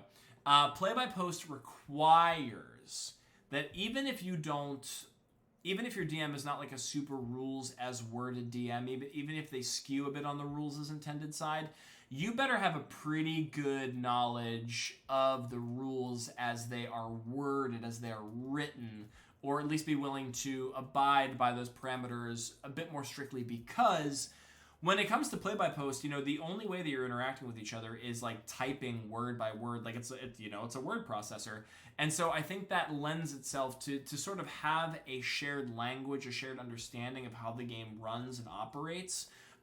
We kind of need to know how the rules work in their most like stringent format, because when all else fails, when you're only communicating with each other by, you know, little typed sentences, that is kind of the easiest thing to fall back on and to sort of realign our expectations on how the game is meant to run. So I think play-by-post is a totally valid format, and I had a lot of fun doing it. I still have fun doing it, even though a lot of my play-by-post games are like on indefinite hiatus, because once again, you know, once the world restarted, rebooted, you know, people just got too busy. It's a great format, and especially if you don't have a lot of time to invest in sitting around with each other in real life. But I do recommend that you get a much stronger idea of how the rules are meant to work as they are written, because once again, that's all you're doing is writing, and that's how you're going to communicate primarily. So wow, play-by-post, rules is written, rules is worded. Do we have any questions about anything that I just said? Or any other new things that have just bubbled up in the brains of chat as I ramble on incessantly? I can't believe that I've talked for what? Almost 3 hours at this point about this? I'm impressed, personally. Another thing I should say while I'm mining the chat for any other ideas for things to talk about is, so the stream is currently in two parts, in terms of we have a campaign that runs on Wednesdays, 7:30 to 10:30, live here on Twitch. Also, all these episodes will be uploaded to YouTube and other platforms. And we're doing these videos, which are more like theoretical game design, chill D&D themed chats. Those will happen Mondays for roughly the same amount of time, 3-ish hours. Maybe shorter because ... although this channel was primarily dedicated to like D&D in its played format, tabletop format, I kind of am really interested in Baldur's Gate 3. For any of you who are not familiar with what I just said, Baldur's Gate is a D&D video game. It is this is the third one. I think the last one was made like in the 90s or something. It's been such a long time coming. And it's being handled by Larian Studios, who are a very famous, a very like well-respected role-playing game developer. They did Divinity Original Sin, which was like universally like applauded. Yes, Amber, Baldur's Gate. So yes, I'm thinking about shout out to Divinity. Yes, Divinity's so good. So I'm thinking about maybe also cutting in a day into a stream time to play some Baldur's Gate. Right now it's in open access, if I'm not mistaken, Amber, or whatever they're calling it, where you can kind of play a lot of it early. So it's not finished by any means, but it is still accessible to be played.